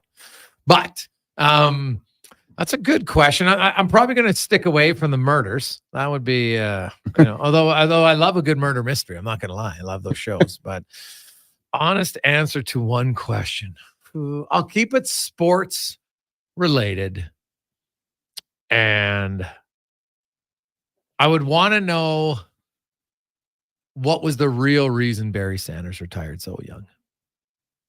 Really? Yeah. Cons? I'm going to go with the one down Brownie's route. Jean-Benet Ramsey, the parents. What did happen? Because that was just a mystery that, when I was a kid, I remember hearing that name. And also I'm asking whoever has the answer, top of like the CIA, the president of the United States, aliens. What's the deal? I want the truth. The other one I would like to ask, just because it's timely, is I would like to ask the Vegas doctor, what was the real injury? Okay. What was the real injury? What was your timeline assessment on when you said he was coming back? Fair question. So I'd like to know. Yep. So we'll see. We won't get the answer to that. I want to know where it goes if he does come back. Well, you know what? Here's what's going to happen. They're going to get knocked out in the first round. So people are going to say, look, there was no benefit. Now, I'm not saying it's right, but that's I think it will go. I think it will go further. The NHL GMs, that's what they're going to look at. They're going to say, "Man, good. It didn't help them. It didn't help them." It's all people always get caught up in the what's the latest, and especially if they lose like in 5, right? So they're not really even in it. You know what I mean? Which I think is going to happen because Dallas is that good. So that's what I see happening. But if they win a series, I think you will have GM screaming for a change. But if they don't and they go meekly and quietly, nothing will change. Really? That's the NHL. I'm hoping I disagree with you in the fact that either way, it's gotta, if they don't do something and come up with a rule, I mean, everyone's so highly competitive that someone's going to find a loophole and it's going to keep on going. No, you're probably right. Brownie, have a good weekend. Oh, it's Friday. Hope your hand feels better. All right. Yeah. Keep doing your stretches. Keep doing your stretches. No more. My stretches are a little different than your stretches. I still have the downward dog in my head of you doing that in the morning. Oh, well, hey, get on the windshield wipers, buddy. Windshield wipers. Windshield wipers. They're the best. Trust me, you won't regret it. Let's get to the Con Man and Sports 1440 update brought to you by Booster Juice. Visit Booster Juice today and try the new tropical matcha smoothie made with matcha green tea, pineapples, mangoes, vanilla oat milk, and more, and paired with the new matcha booster ball only at Booster Juice.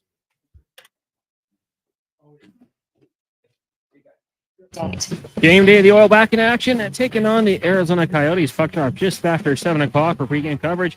Tune into the Oilers Nation Facebook, YouTube, and Twitter streams. Aaron Bordato's got your pregame coverage at 6 with pregame and with Bordsy. Also go around the NHL. You got the Blues, Canes, Preds in Chicago, Golden Knights host the Wild, and the Flames in Anaheim. Speaking of the Golden Knights, Mark Stone gearing up for a return to the team as they announced that he has been cleared to practice. He was on ice this afternoon in a non-contact jersey. He's recovering from a lacerated spleen sustained on February 20th. 17-year-old Matthew Celebrini has been named the 2024 Hobey Baker Memorial Award winner. Celebrini playing at Boston University at 32 goals and 32 assists in 38 games with the Terriers this season and is the odds-on favorite to go number 1 overall in the NHL entry draft this summer. In the NBA, the Raptors in action. They'll be in Miami to take on the Heat. Tip-off just after 6 o'clock. In the majors, the Blue Jays hosting the Rockies to kick off a weekend series. First pitch set for 5:07. We'll have both the games this weekend right here on Sports 1440. Tomorrow, 1:07, and then Sunday, it's 11:37 first pitch. Right now, a couple games underway. Pirates lead the Phillies 1-0, and the Giants Rays are scoreless. Later tonight, the Cubs in Seattle. Diamondbacks host the Cards. Nationals up against the Athletics. We've also got a game postponed. Yankees Guardians will be made up on Saturday. In the AJ League Championship goes down tonight. Whitecourt hosts Calgary, game 1 of that series. Puck drop just after 7. In the WHL, Kelowna is in PG. Portland hosts Everett. Smith Curran and Moose Jaw and Red Deer taking on Saskatoon. At the Masters right now, we've got a tie atop the leaderboard. Max Homa, Bryson DeChambeau, and Scotty Scheffler, all 6 under par. Scheffler right now on the 15th hole. As for the Canadians, Corey Connors +2, Adam Hadwin +4. Both will make the cut. Mike Weir 7 over par. Nick Taylor +14 are out. Tiger Woods right now 1 over par. He will participate this weekend. Coming up in hour 4 of the Jason Gregor Show, we will be joined by Mark Spector of Rogers Sportsnet and Alan Mitchell, host of the Lowdown with Lowetide. I'm Connor Halley. This has been a Sports 1440 update. Sports 1440 in West Edmonton Mall and Wetaskiwin. CKJR is a Stingray radio station. Download the free radio player app and listen wherever you go. You know, I got into reffing for the excitement. He's going for the chair. Turns out wrestling is completely scripted. But you know what's exciting and unscripted? PlayAlberta.ca. With an all-new sports book, odds boosts, and betting on any game. PlayAlberta.ca. Go all in on excitement. Sign up today with promo code SPORTS50 and get a $50 free bet. Official gaming partner of the Edmonton Oilers. Remember, if you gamble, use your game sense. Actions speak louder than words. Japa Machinery Group puts your construction plan into action with XCMG construction machinery you need. Available for rental or sale. Learn more at japamachinery.com. Let's break down the McDonald's Quarter Pounder BLT. You've got B, bacon, L, and of course T, tomato. All with 100% Canadian beef. Sounds good, right? Try the Quarter Pounder BLT today at participating restaurants in Canada. Silent Rides is one of Alberta's premier bus charter companies with state-of-the-art motor coaches. We provide our customers with the safest and most reliable ground transportation. Our seatbelt-equipped buses have become the preferred carrier for many local sports teams, tours, corporate outings, and other various travel across Western Canada. For more information and to request a quote, contact Ted Nakamura at 780-940-0880 or visit silentrides.ca. Christensen Communities, the name in active adult living. Enjoy retirement living without compromise. At Christensen, we understand that each lifestyle is unique. We are committed to providing choice through optional dining, personal services, recreation programs, and care plans to suit your current and future needs. Enjoy maintenance-free living and build new friendships in a safe, independent community. Large suites with full kitchens and in-suite laundry, on-site amenities, and so much more. Find out more today about our communities across the province at cdlhomes.com. Edmonton's premium live music and party venue is On the Rocks. Check out Bingo Tunes on Monday. Perform on the best stage in town with karaoke on Wednesdays. Learn how to salsa with Salsa Rocks on Thursdays. And every weekend, OTR goes live. With your favorite bands on the OTR stage and DJ Kenny K. For everything that's going on at On the Rocks, give us a follow. Facebook, Instagram. Jason Gregor, Shawn Brown, Connor Halley with you as we continue on Sports 1440, Oilers Nation YouTube and Facebook. Presented by Alberta. Open every day till 2 a.m. AccuSteel Heavy Haul Trailers have been providing highway and off-road custom trailers for over 25 years, bringing you innovative solutions for unconventional problems. They're your industry leader in engineered heavy haul trailer frame repairs, retrofits, rebuilds, and custom trailer fabrication. When you need to haul the largest machinery on the planet, they can do it with a premium engineered heavy haul trailer made right here in Alberta. They're 100% family owned, treating you like part of the family. Trust the experts at AccuSteel Heavy Haul Trailers. Learn more at accusteel.ca. For over 65 years, Denham Ford has been the trusted heart of Central Alberta. We're not just a dealership, we're a tradition of honesty and excellence with honest pricing and genuine service. We've proudly earned Canada's only 50-time President's Award for customer satisfaction. Join our extended family and experience the Denham Ford difference. Whether on the Wetaskiwin Auto Mile or online at denhamford.ca, your journey to trust and excellence starts with us. Denham Ford, driving tradition forward. It's officially spring, but when the snow melts, the grass will grow. You'll find a wide selection of Echo spring cleanup equipment at the Lawnmower Hospital. From grass trimmers and chainsaws to log splitters and multi-tool systems, all backed by Echo's outstanding 5-year consumer warranty. Make spring yard care a breeze with Echo and the Lawnmower Hospital. LawnmowerHospital.com. We're more than mowers, the Lawnmower Hospital.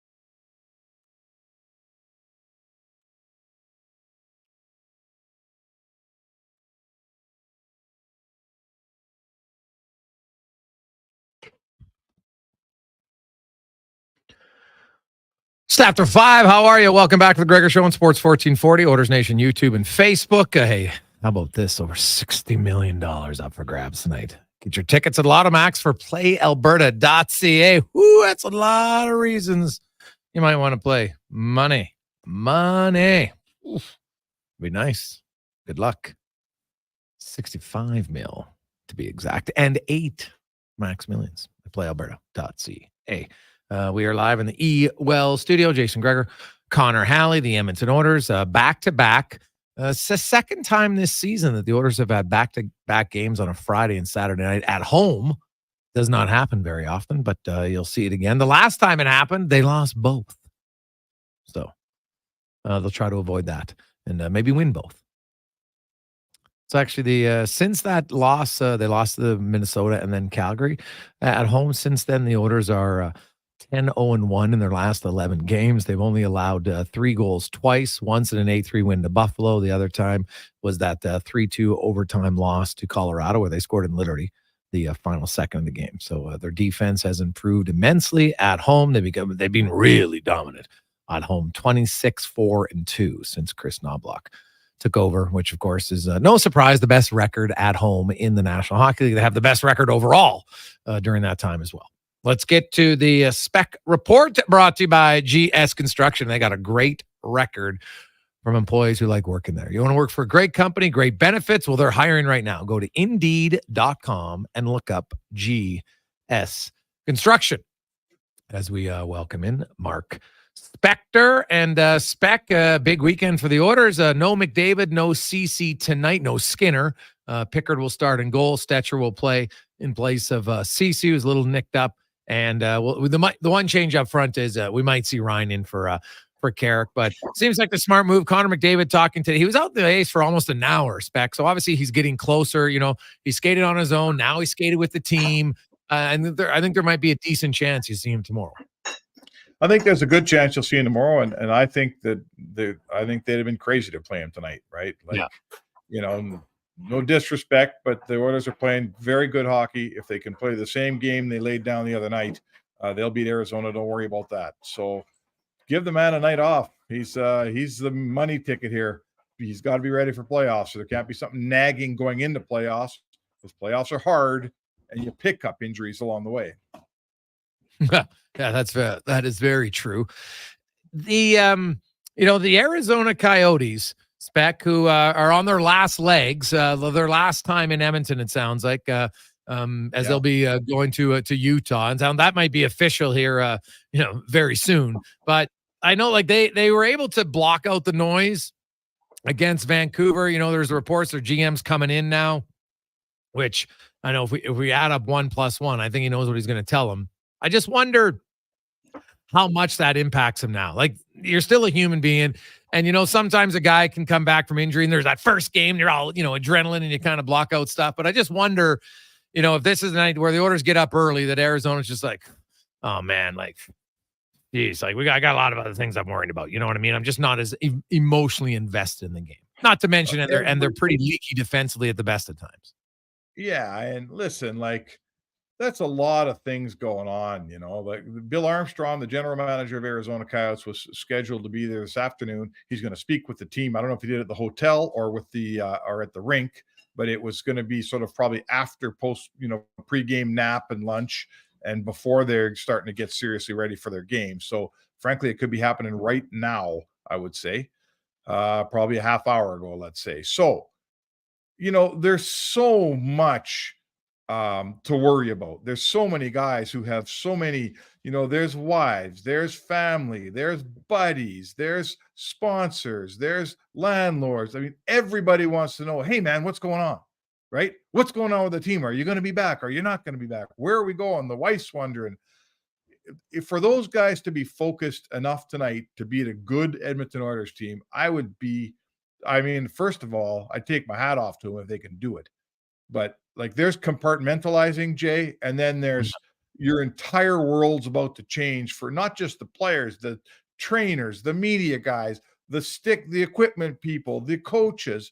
It's a huge thing going on right there. This hockey game tonight is like about 5th in the pecking order of what's on everybody's mind tonight in Arizona. Yeah, like you're not like, why not just wait till tomorrow? That's what my thought process. Unless he's worried that somehow it's going to leak out tonight. I don't know that to me the timing's just odd. Like, why not wait till tomorrow? They played one game. Why not wait? Because I agree with you. You're going to tell them before the game, and I think there's a chance that it probably disrupts the whole.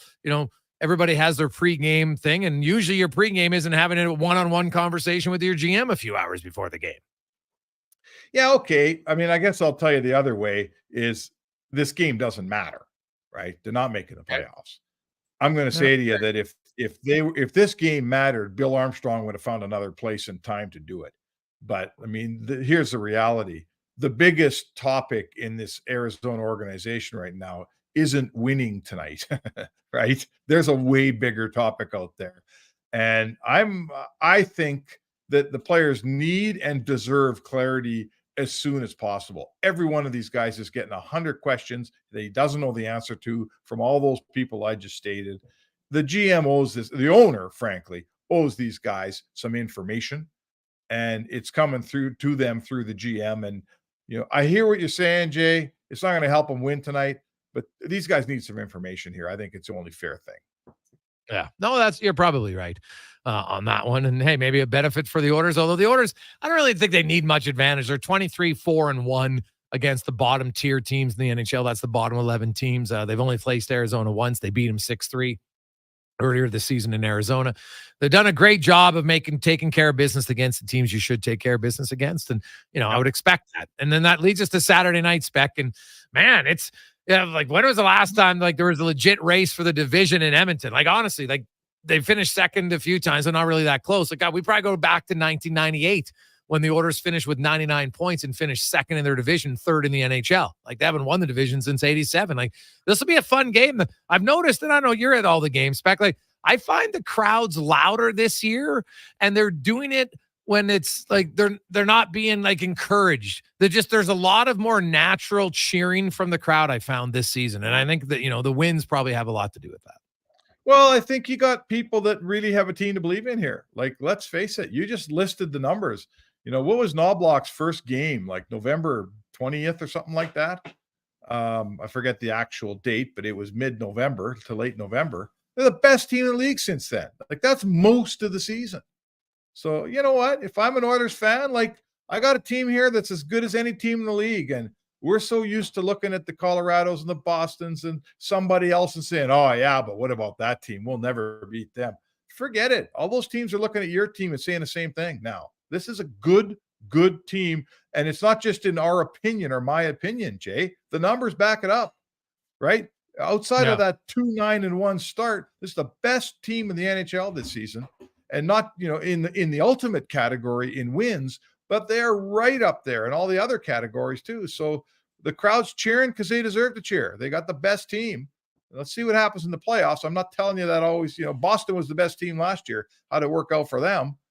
But these guys are in line to get something done here. And if I was their fan, I'd be cheering for them too. Yeah, no, it's true.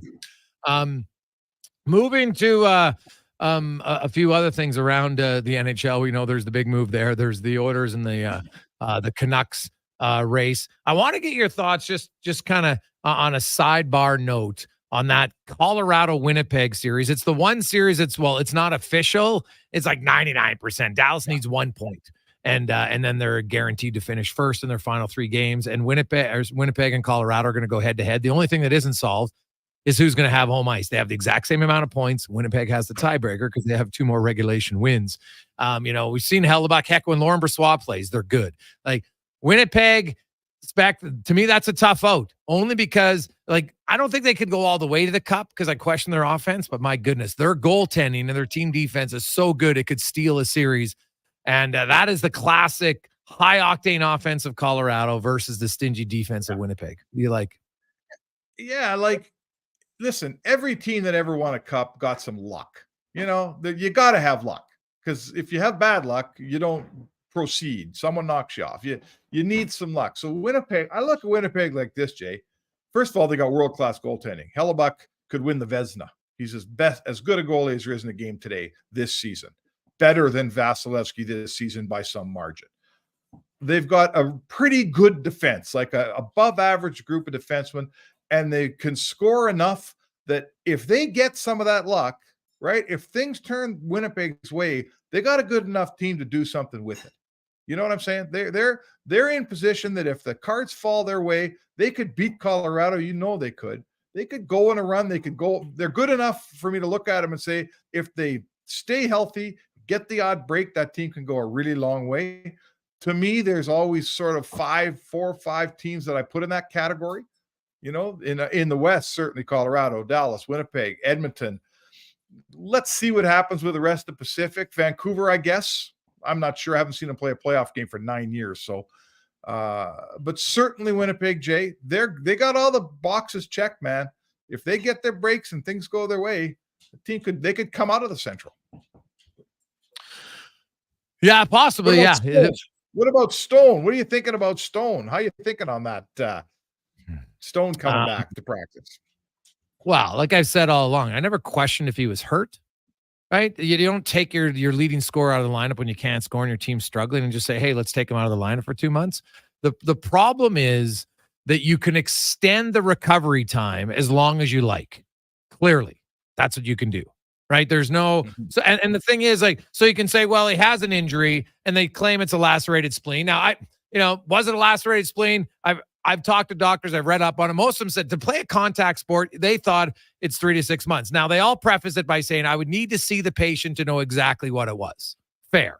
So who knows? Craig Button we had on earlier says the doctor, they have so much at stake to lie. That's why I don't think they ever made up the injury. But did they, was it a spleen injury?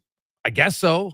But it definitely looks questionable, Spec, when he magically appears ready to play with a week left in the season. And so, they'll start the playoffs with obviously more than an $83.5 million roster. But here's the thing. I don't think they're going to beat Dallas. So I think opposing GMs will kind of be like, they didn't really gain an advantage. I'm not saying it's right, but that's how the NHL works. I'll be stunned if this leads to the NHL GMs actually getting upset and doing anything, unless Vegas wins a round. Yeah. The only thing, I said all along, if this guy comes back in the second or third round, then that's fair game. If he comes back in the first game of the playoffs, everybody's antennas are going up and we're all going to start asking questions. And it's clearly the latter that's going on here. It's happened 2 years in a row. And it's a little bit of a lightning strike when this guy that's been out all year is magically healthy for game one. Lightning has struck twice in the same place here, right? So are we suspicious? You're damn right we're suspicious. There is a process, like the league, the general manager, the medical, the doctor, and the player all sign off on this injury for LTIR. Like there's a few people that put their sort of, reputation on the line for this thing. Now, the league could do an investigation if they so chose. The league could go back, find out, get that doctor to produce all that evidence and make a real call here. I don't think that'll happen either, but I'm here to tell you, the entire league's talking about this, and they're all looking at it with a sideways eye. I mean, having this happen 2 years in a row with the same player, I'm not impugning Kelly McCrimmon because he's an honest man and a good guy. It doesn't look good, and it doesn't look right. Nobody likes it. Yeah, and the problem is it's such an easy fix. All you have to do is say your 20-man roster, your game day roster in the playoffs has to be $83.5 million. And that actually gives teams a little wiggle room because some teams carry 21, 22, or 23 guys. We all know that those guys are the bottom feeder. But if it's Stone, for instance, who's 9.5, and you want to fit him in, well, now you're going to have to take somebody with a $3 million or $3.5 out of your lineup. You're not taking the guy who makes $750, right? Won't fit in. So there's the easy solution. And for the record, last year Vegas's playoff roster on game days of 20 skaters was cap compliant. And that's why it really wasn't as big of an issue as everybody stomps their feet about last year. But this year, there's no chance they could actually be 20-man roster cap compliant. They could be close because they'll probably sit out Martinez, right? But that's what you could look at. And keep in mind, though, that Hanifin only counts as a $1.4 million player because that's the only cap space they had for him. So you always have to remember that. Yeah, that's fair. And I would say to you that if you even said every NHL team's 20-man lineup, right? Forget the 21 and 22 and the Black Aces and those guys. If you said in the playoffs with your 20-man starting lineup for that game, before you fill out the sheet, it goes to NHL. They make sure it's cap compliant. Now you're getting a break, Jay, because you're only fitting 20 guys into the cap. Whereas in the regular season, you're fitting, right, 21, 22, 23 guys into the cap. So you even get a break in the playoffs if you make it 20 guys. I don't like what's going on here. I didn't like it with Kucherov. I didn't like it with Kane originally. You have a cap, and all of a sudden you don't have a cap anymore when the games really count. They got to do something about it. I don't like it one bit. Yeah, hard to argue with that. Spec, enjoy the back-to-backers Friday, Saturday night. Kind of rare, but fun. So enjoy it. All right. Thanks, Jake. There you go. That's Mark Spector in the Spec Report. Hey, guys, it shouldn't matter the GMs that they get advantage. Hey, Mark, I agree with you. I totally agree with you. I'm just telling you, if we look at the history of the NHL, that's how they work. Right? They're like, it didn't really benefit them. I don't care. Right? That's how they work. Because they even looked at last year, and I've reminded people, and people still refuse to want to see it, Vegas's 20-man game day roster was cap compliant. It was. So you can yell and scream all you want about the LTR, but it was cap compliant. Right? Because that's the solution everybody's talked about. 21-man roster. It's easy. But keep in mind, for this year, Noah Hannafin isn't a $6 million player on the cap hit, even though that's what you see on Cap Friendly, because when he got acquired, he was only a $1.4 million cap because that's all he has left. So that's what you have to count when you add it up. Keep that in mind. Even though they do that, I still don't think they can be cap compliant based on the numbers that I looked at. Martinez, if he's in the lineup, then it's impossible. If he's out, they might have to sit somebody else out. Now, if guys like Nicholas Waugh don't play, makes it a little bit easier for them. So we'll see. But either way, I don't think it's going to matter because I don't think Vegas is getting by Dallas. And if there is such a thing as karma, Dallas will spank them. We'll find out. Quick break. We'll come back. We'll hear from Knobloch, Lowetide, and more on the Gregor Show, presented by PlayAlberta.ca. Christensen Communities, the name in active adult living. Enjoy retirement living without compromise. At Christensen, we understand that each lifestyle is unique. We are committed to providing choice through optional dining, personal services, recreation programs, and care plans to suit your current and future needs. Enjoy maintenance-free living and build new friendships in a safe, independent community. Large suites with full kitchens and in-suite laundry, on-site amenities, and so much more. Find out more today about our communities across the province at cdlhomes.com. The job isn't done until the last load is hauled, and having a semi-trailer out of commission is not an option. Whether replacing or adding to your convoy, Edmonton Trailer has a huge inventory of new and used semi-trailers, trusted by the gravel, logging, oil field, fluids, and freight industries. Find a trailer right for you online or at one of their 3 locations. For sales, service, parts, rental, and finance, when you're in it for the long haul, Edmonton Trailer. Hey, sports fans, we've got a clear choice for you. At Crystal Glass, we provide customers with the perfect glass for any job. From home to auto and even commercial, installation or repairs, we're your team. Call 310 Glass or visit crystalglass.ca. Crystal Glass. Bringing every project to life requires the right team. By joining the Japa Machinery Group service or sales teams, you can be part of setting a new industry standard. Celebrating a legacy of excellence with Japa. Learn more at japamachinery.com. Toronto Blue Jays baseball is now on Sports 1440. We'll bring you all the live action every weekend. The Boys of Summer, coming this Saturday and Sunday to your official home of Blue Jays baseball in the Capital Region. This is Sports 1440. A solid financial plan is made up of more than just investments. Investments are an important part, but you need a more comprehensive approach. Andy Akel at Weird Pearson Akel & Associates Private Wealth Management understands that. He can help build a plan that includes retirement, estate planning, personal insurance, tax strategies, and yes, investments. Talk to him today and see the difference a real financial plan makes. Weird Pearson Akel & Associates. Call 780-988-4119 or visit weirdadvisoryteam.com. The Alzheimer's Face-Off presented by Christensen Communities Limited hits the ice April 27th and 28th. And don't miss their Champions Luncheon on Friday, April 26th at the Edmonton Convention Center. Tables are on sale now, celebrating men's and women's Olympic hockey, featuring U.S. Olympian Jeremy Roenick and four-time women's Olympian Megan Augusta. Plus, a luncheon hot stove hosted by 17-year veteran Craig McTavish, and even more special guests. For more information or to purchase your Champions Luncheon table, visit alzheimersfaceoff.ca. You've got a go-to coffee spot, a trusted barber, even a lucky game day jersey. But when it's about looking your absolute best, there's only one name you need. Mr. Dirk. Family run since 1939. We're experts in crafting impeccable tailor-made suits and offering a wide variety of everyday styles. Pair that with personalized one-on-one fittings and the convenience of on-site tailoring. Mr. Dirk elevates your style game. Visit our Edmonton store or explore MrDirk.com. Score big on style with Mr. Dirk. You see their crews working, in some cases blocking traffic, but what you don't always see is what they've built and how it reinforces our community. GS Construction is always working, building and upgrading the local infrastructure, laying the groundwork for your community since 1974. Celebrating their 50th anniversary, GS Construction has been bringing quality work for 5 decades. They're now looking to add to their team, hiring laborers, pipe layers, lead hands, operators, water and sewer foremen for the 2024 season. Search for GS Construction on Indeed.com. I'm Rick Showers from No Bull RV, and we're proud to be Alberta's largest used RV store.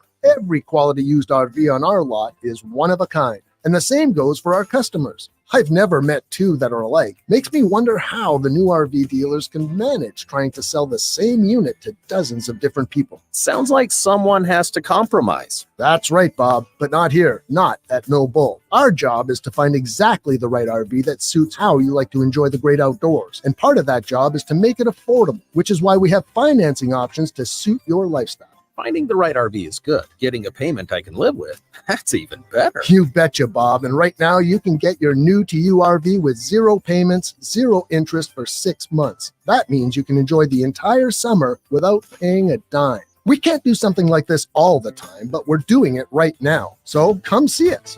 And that's No Bull. NoBullRV.ca.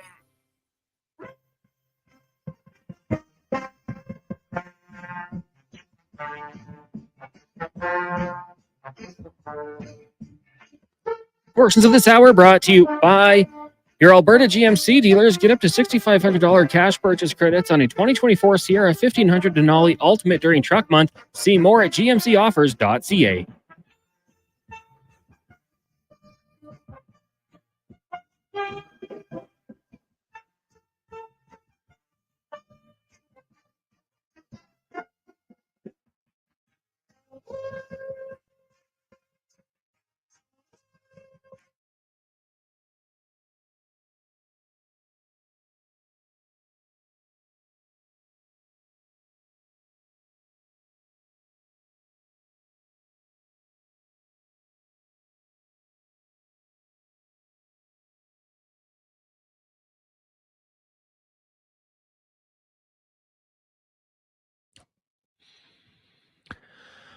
$5:35. Now we got a topic. We don't have enough time to get into it today, but we'll get into it next week. My goodness, just been reading up on this during the commercial break. If it's actually true, so that's a teaser for next week. Let's get to Lowetide, brought to you by Action Electrical and Say. Starting next week, every day we are qualifying. Somebody's going to go into the draw. You'll qualify. Go to win $15,000 towards a solar system on your home. It's unbelievable, right? Now, some, depending on the size of your house or whatever, like some will cost less than that, but trust me, you'll get, that is the full meal deal for all things solar, right? And it includes, of course, a consultation at your home to make sure that you're going to get the right one that fits with everything you do. It is going to be, it's going to be amazing. So you can get it at JasonGregor.com. It should be right up there. There's the structural engineer and permitting costs. That's all included. The supply and installation of your solar system on your home. So, well, that'll start next week. So now you can win it for yourself, or you can win it for someone else. Kind of like help your neighbor if you like. It's your choice. So go to JasonGregor.com. You can see all the details there. Now let's get to Al Mitchell, aka Lowetide. LT, how you doing? How's your spleen today, Al? I'm fine. I feel like it'll be 8 weeks, maybe 12, but maybe not. I don't know. I plan on going to the desert. I think things heal quicker there. Nice.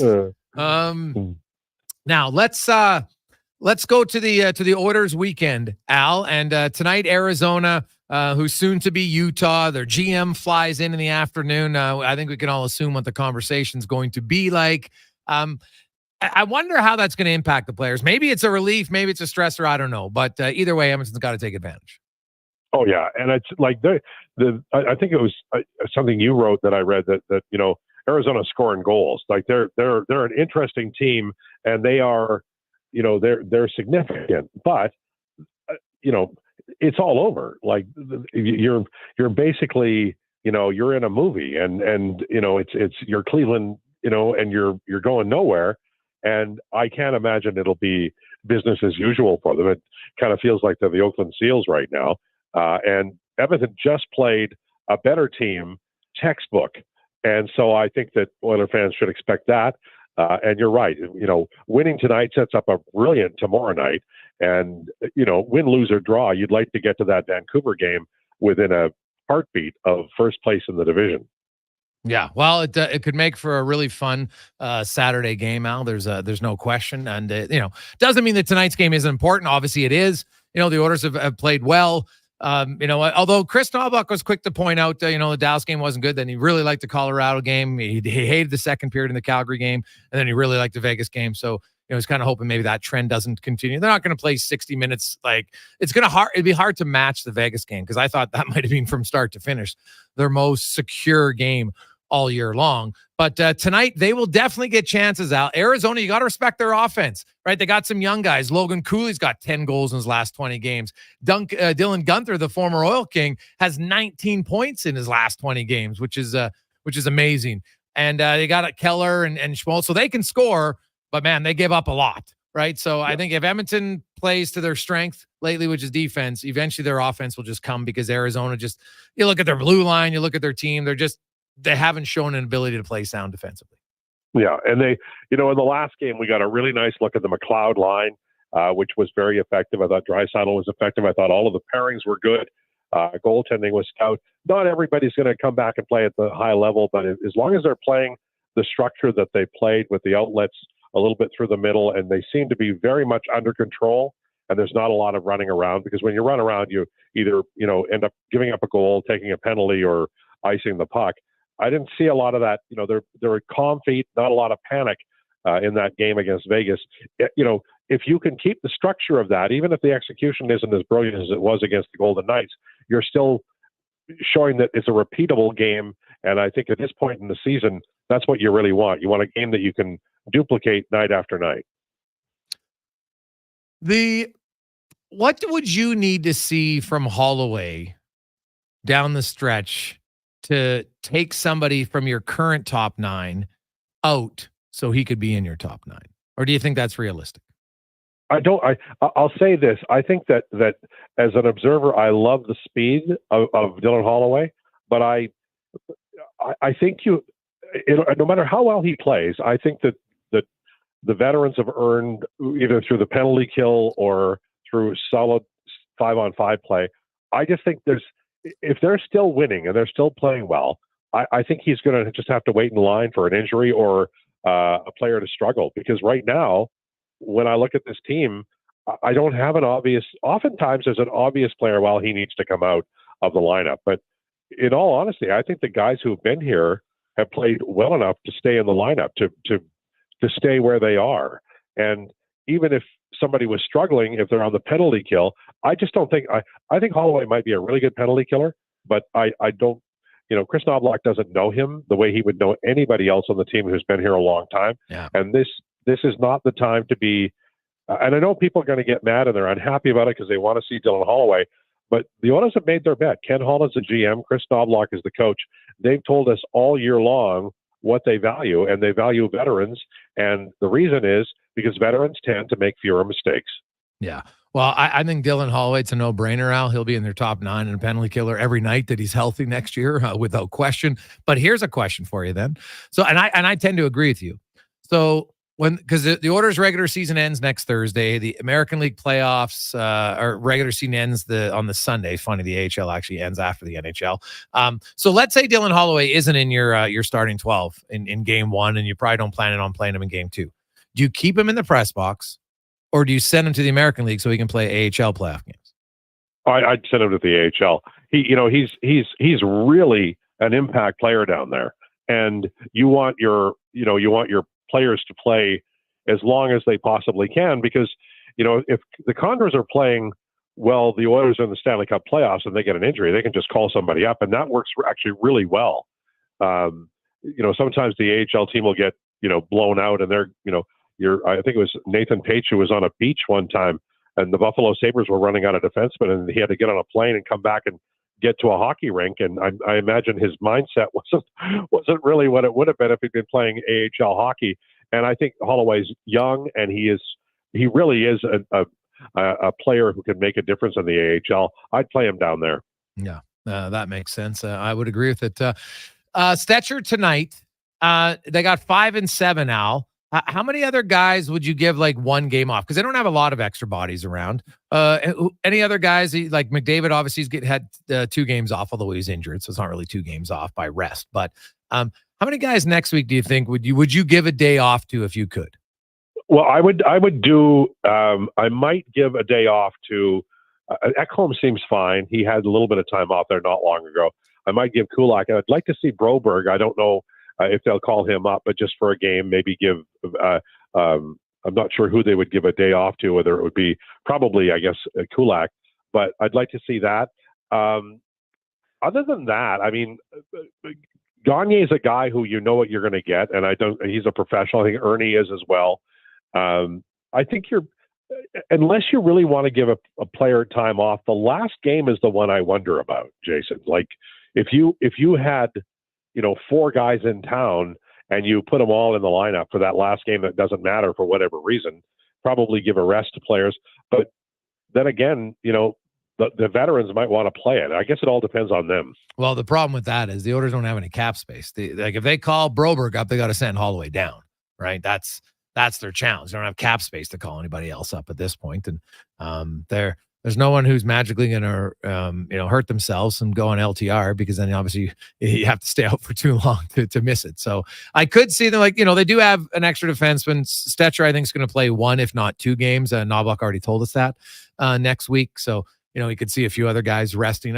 I wonder if a guy like Leon Draisaitl plays a lot of minutes. Do you give him a night off? And I do think like those back-to-back games, the thing is, if it might come down to first place, so they might not want to do it, right? That's why it might be a moot point. So yeah, and you could also you can dress everybody and play them. You could play Leon 10 minutes, and that's a breather too. Yeah, no, that's fair. If they, especially if they're, you're in a game. Let's say is important because you want to win the division, and you're up 4-0 for Cobb after the first or whatever. You can run, the third and fourth lines heavily in that game and still win the game. Yeah. I mean, the beauty of this is they've got options. Like they're a hell of a hockey club. They really are. And I think that they do have depth. Though, there's players on this team who can't get into the lineup are pretty darn good. And the Oilers, you go back to 2017, they had some guys on that team that were, I'm not saying they weren't good. Everybody in the NHL is a good player, but they weren't at the level that they have now. They have better depth now. They really do. Oh gosh, yeah, that's no question about it. Al, enjoy the games, and hopefully you have a first place battle tomorrow night, which means the Oilers took care of business tonight. Yeah, going to be great, and enjoy the weather. I was out for a walk today. It was fantastic. Enjoy. Maybe a little bit of a windbreaker, but that's it, man. It's gorgeous out there. Love it. Awesome, Al. Have a good one. All right, sir. Bye-bye. Oh, yeah, it's Alan Mitchell. From the Lowdown, brought to you by the Edmonton Oilers. You can purchase your 2024 Oilers season seats and get access to this year's playoffs. There's a limited number of seats on sale now at edmontonoilers.com/season seats. We'll come back into the lineup and more. Jason Gregor, Connor Halley with you on Sports 1440, presented by PlayAlberta.ca. Gather around the radio, kiddies, for the best time of day. It's Oodle Noodle time. Listen in this week as your noodle hero battles the barbarous Bobby Burger. Now sing along. You know the word. Oodle Noodle time. Oodle Noodle time.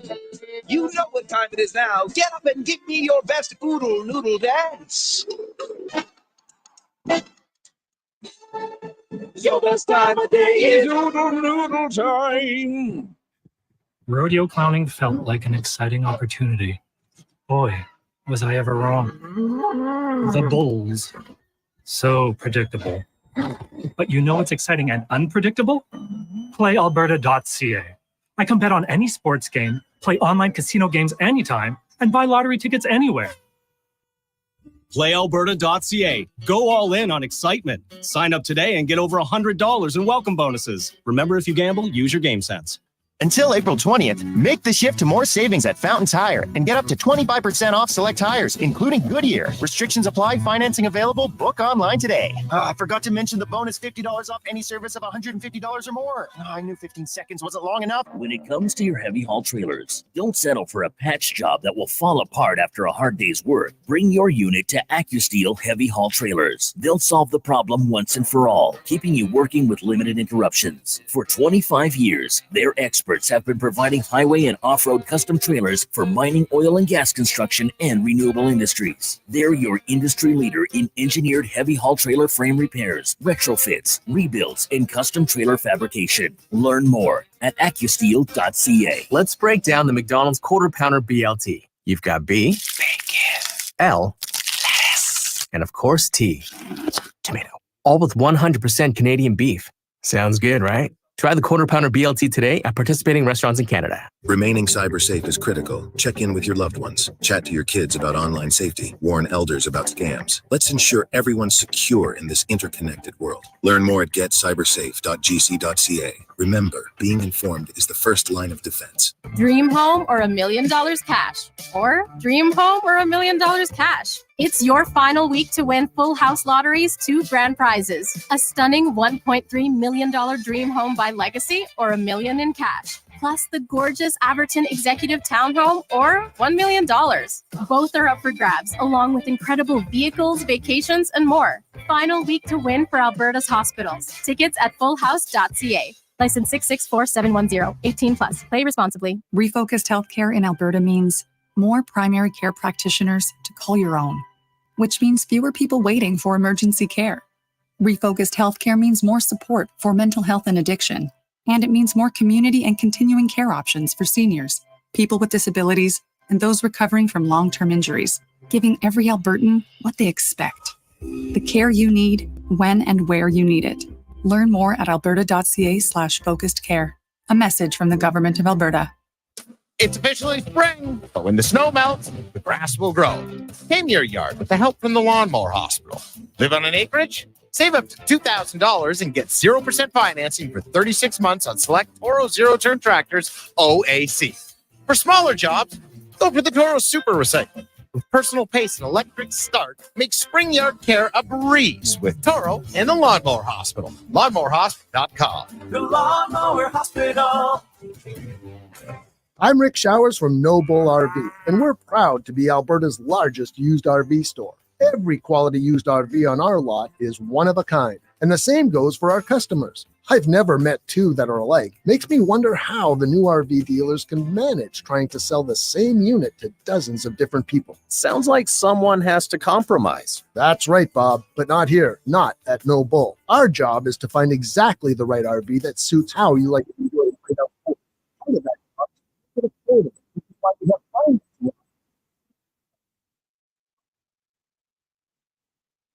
That's even better. You betcha, Bob. And right now, you can get your new to you RV with 0 payments, 0 interest for 6 months. That means you can enjoy the entire summer without paying a dime. We can't do something like this all the time, but we're doing it right now. So come see us. And that's No Bull. NoBullRV.ca. Portions of this hour are brought to you by Leading Edge Physio, professional athletes use aquatic therapy, radial shockwave, zero-gravity treadmills, and pneumatic recovery devices for rehab. Leading Edge Physiotherapy offers those to you because sport shouldn't hurt. LeadingEdgePhysio.com.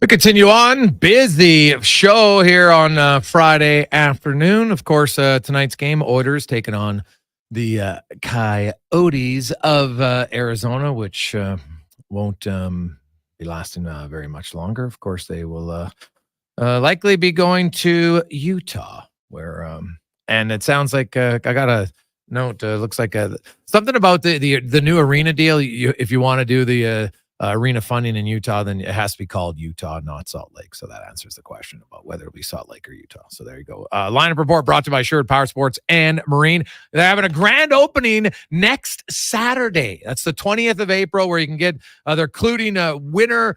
Somebody's going to win, not winner, but somebody's going to win one of the Vamoose Ranger ST e-bikes, the portable power inverter generator, Tohatsu outboard motor, and more. So check it out next Saturday from 11 a.m. to 3 at Sherwood Power Sports and Marine. Oilers lineup changes. McDavid's still out. Cece's coming out tonight. Skinner is out. Pickard, just his turn to rotate in. Stetcher's going to play for Cece. And you might see Carrick out and Ryan in.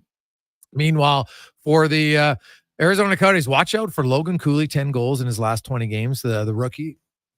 Young Gunther, 19 points in 20 games. Nick Schmaltz has 25 points in 20 games. So they got some offense going, but they give up a lot defensively. Vejmelko will get the start for the Coyotes tonight. They score a lot of goals, fifth most in the NHL since March 1st, but they also give up a lot. They're 24th in goals against at 3.4. So might be a night for offense. Just think about it. On behalf of Connor Halley, I'm Jason Gregor. If you missed any parts of the show, go to jasongregor.com for the interviews or anywhere you download your podcasts for the entire show. Conman is back 9 a.m. tomorrow. The fellas getting it, they'll recap the Arizona Oilers game and then, of course, set up the Oilers and the Canucks 9 a.m. here on Sports 1440. Let's get to Connor Halley and a Sports 1440 update brought to you by Fountain Tire. And right now at Fountain Tire, being on the road together means getting a great deal on tires. You can save up to 25% off select tires, including Goodyear, until next Saturday, only at Fountain Tire. This is a Sports 1440 update. Game day, Oilers taking on the Coyotes. Puck drop just after 7 o'clock. Calvin Pickard getting the start for the Oil. Elsewhere, Hurricanes, Blues meeting in St. Louis. Blackhawks host the Preds, the Wild in Vegas, and the Ducks taking on the Flames. For Vegas, Mark Stone gearing up to make a return for the team as they announce he has returned to practice in non-contact jerseys, recovering from a lacerated spleen back in February. In the association, the Raptors about 10 minutes away from tip-off in Miami. Right now, Wizards up on the Bulls 49-45, and the Magic trail the Sixers 50-42. Joel Embiid with 13 points in that one. The Blue Jays right now in action. They trail the Rockies 3-2. That is in the top of the third. Jays will play here on Sports 1440 tomorrow and Sunday. 1 o'clock tomorrow, 11:30 on Sunday in the AJ League Championship gets going as Whitecourt hosts Calgary. Puck drop just after 7 o'clock in the dub. We've got 4 playoff games. Kelowna in PG. Portland hosts Everett. Red Deer up against Saskatoon, and Moose Jaw hosting Swift Current. And out at the Masters, Bryson DeChambeau, Max Homa, and Scotty Scheffler atop the leaderboard after 2 rounds. As for the Canadians taking part, Corey Connors 2 over, Adam Hadwin 4 over, both going to make the cut and will play this weekend. Mike Weir 7 over, Hank Taylor plus 14 will not be out there. Tiger Woods will be in action after finishing +1 after 2 rounds. That'll do it for us here on the Jason Gregor Show. We've got Fox Sports Radio coming up at 9 o'clock. Saturday Sports Setup tomorrow morning, 9 a.m. I'm Connor Halley. This has been a Sports 1440 update. It's Sports 1440, a Stingray radio station.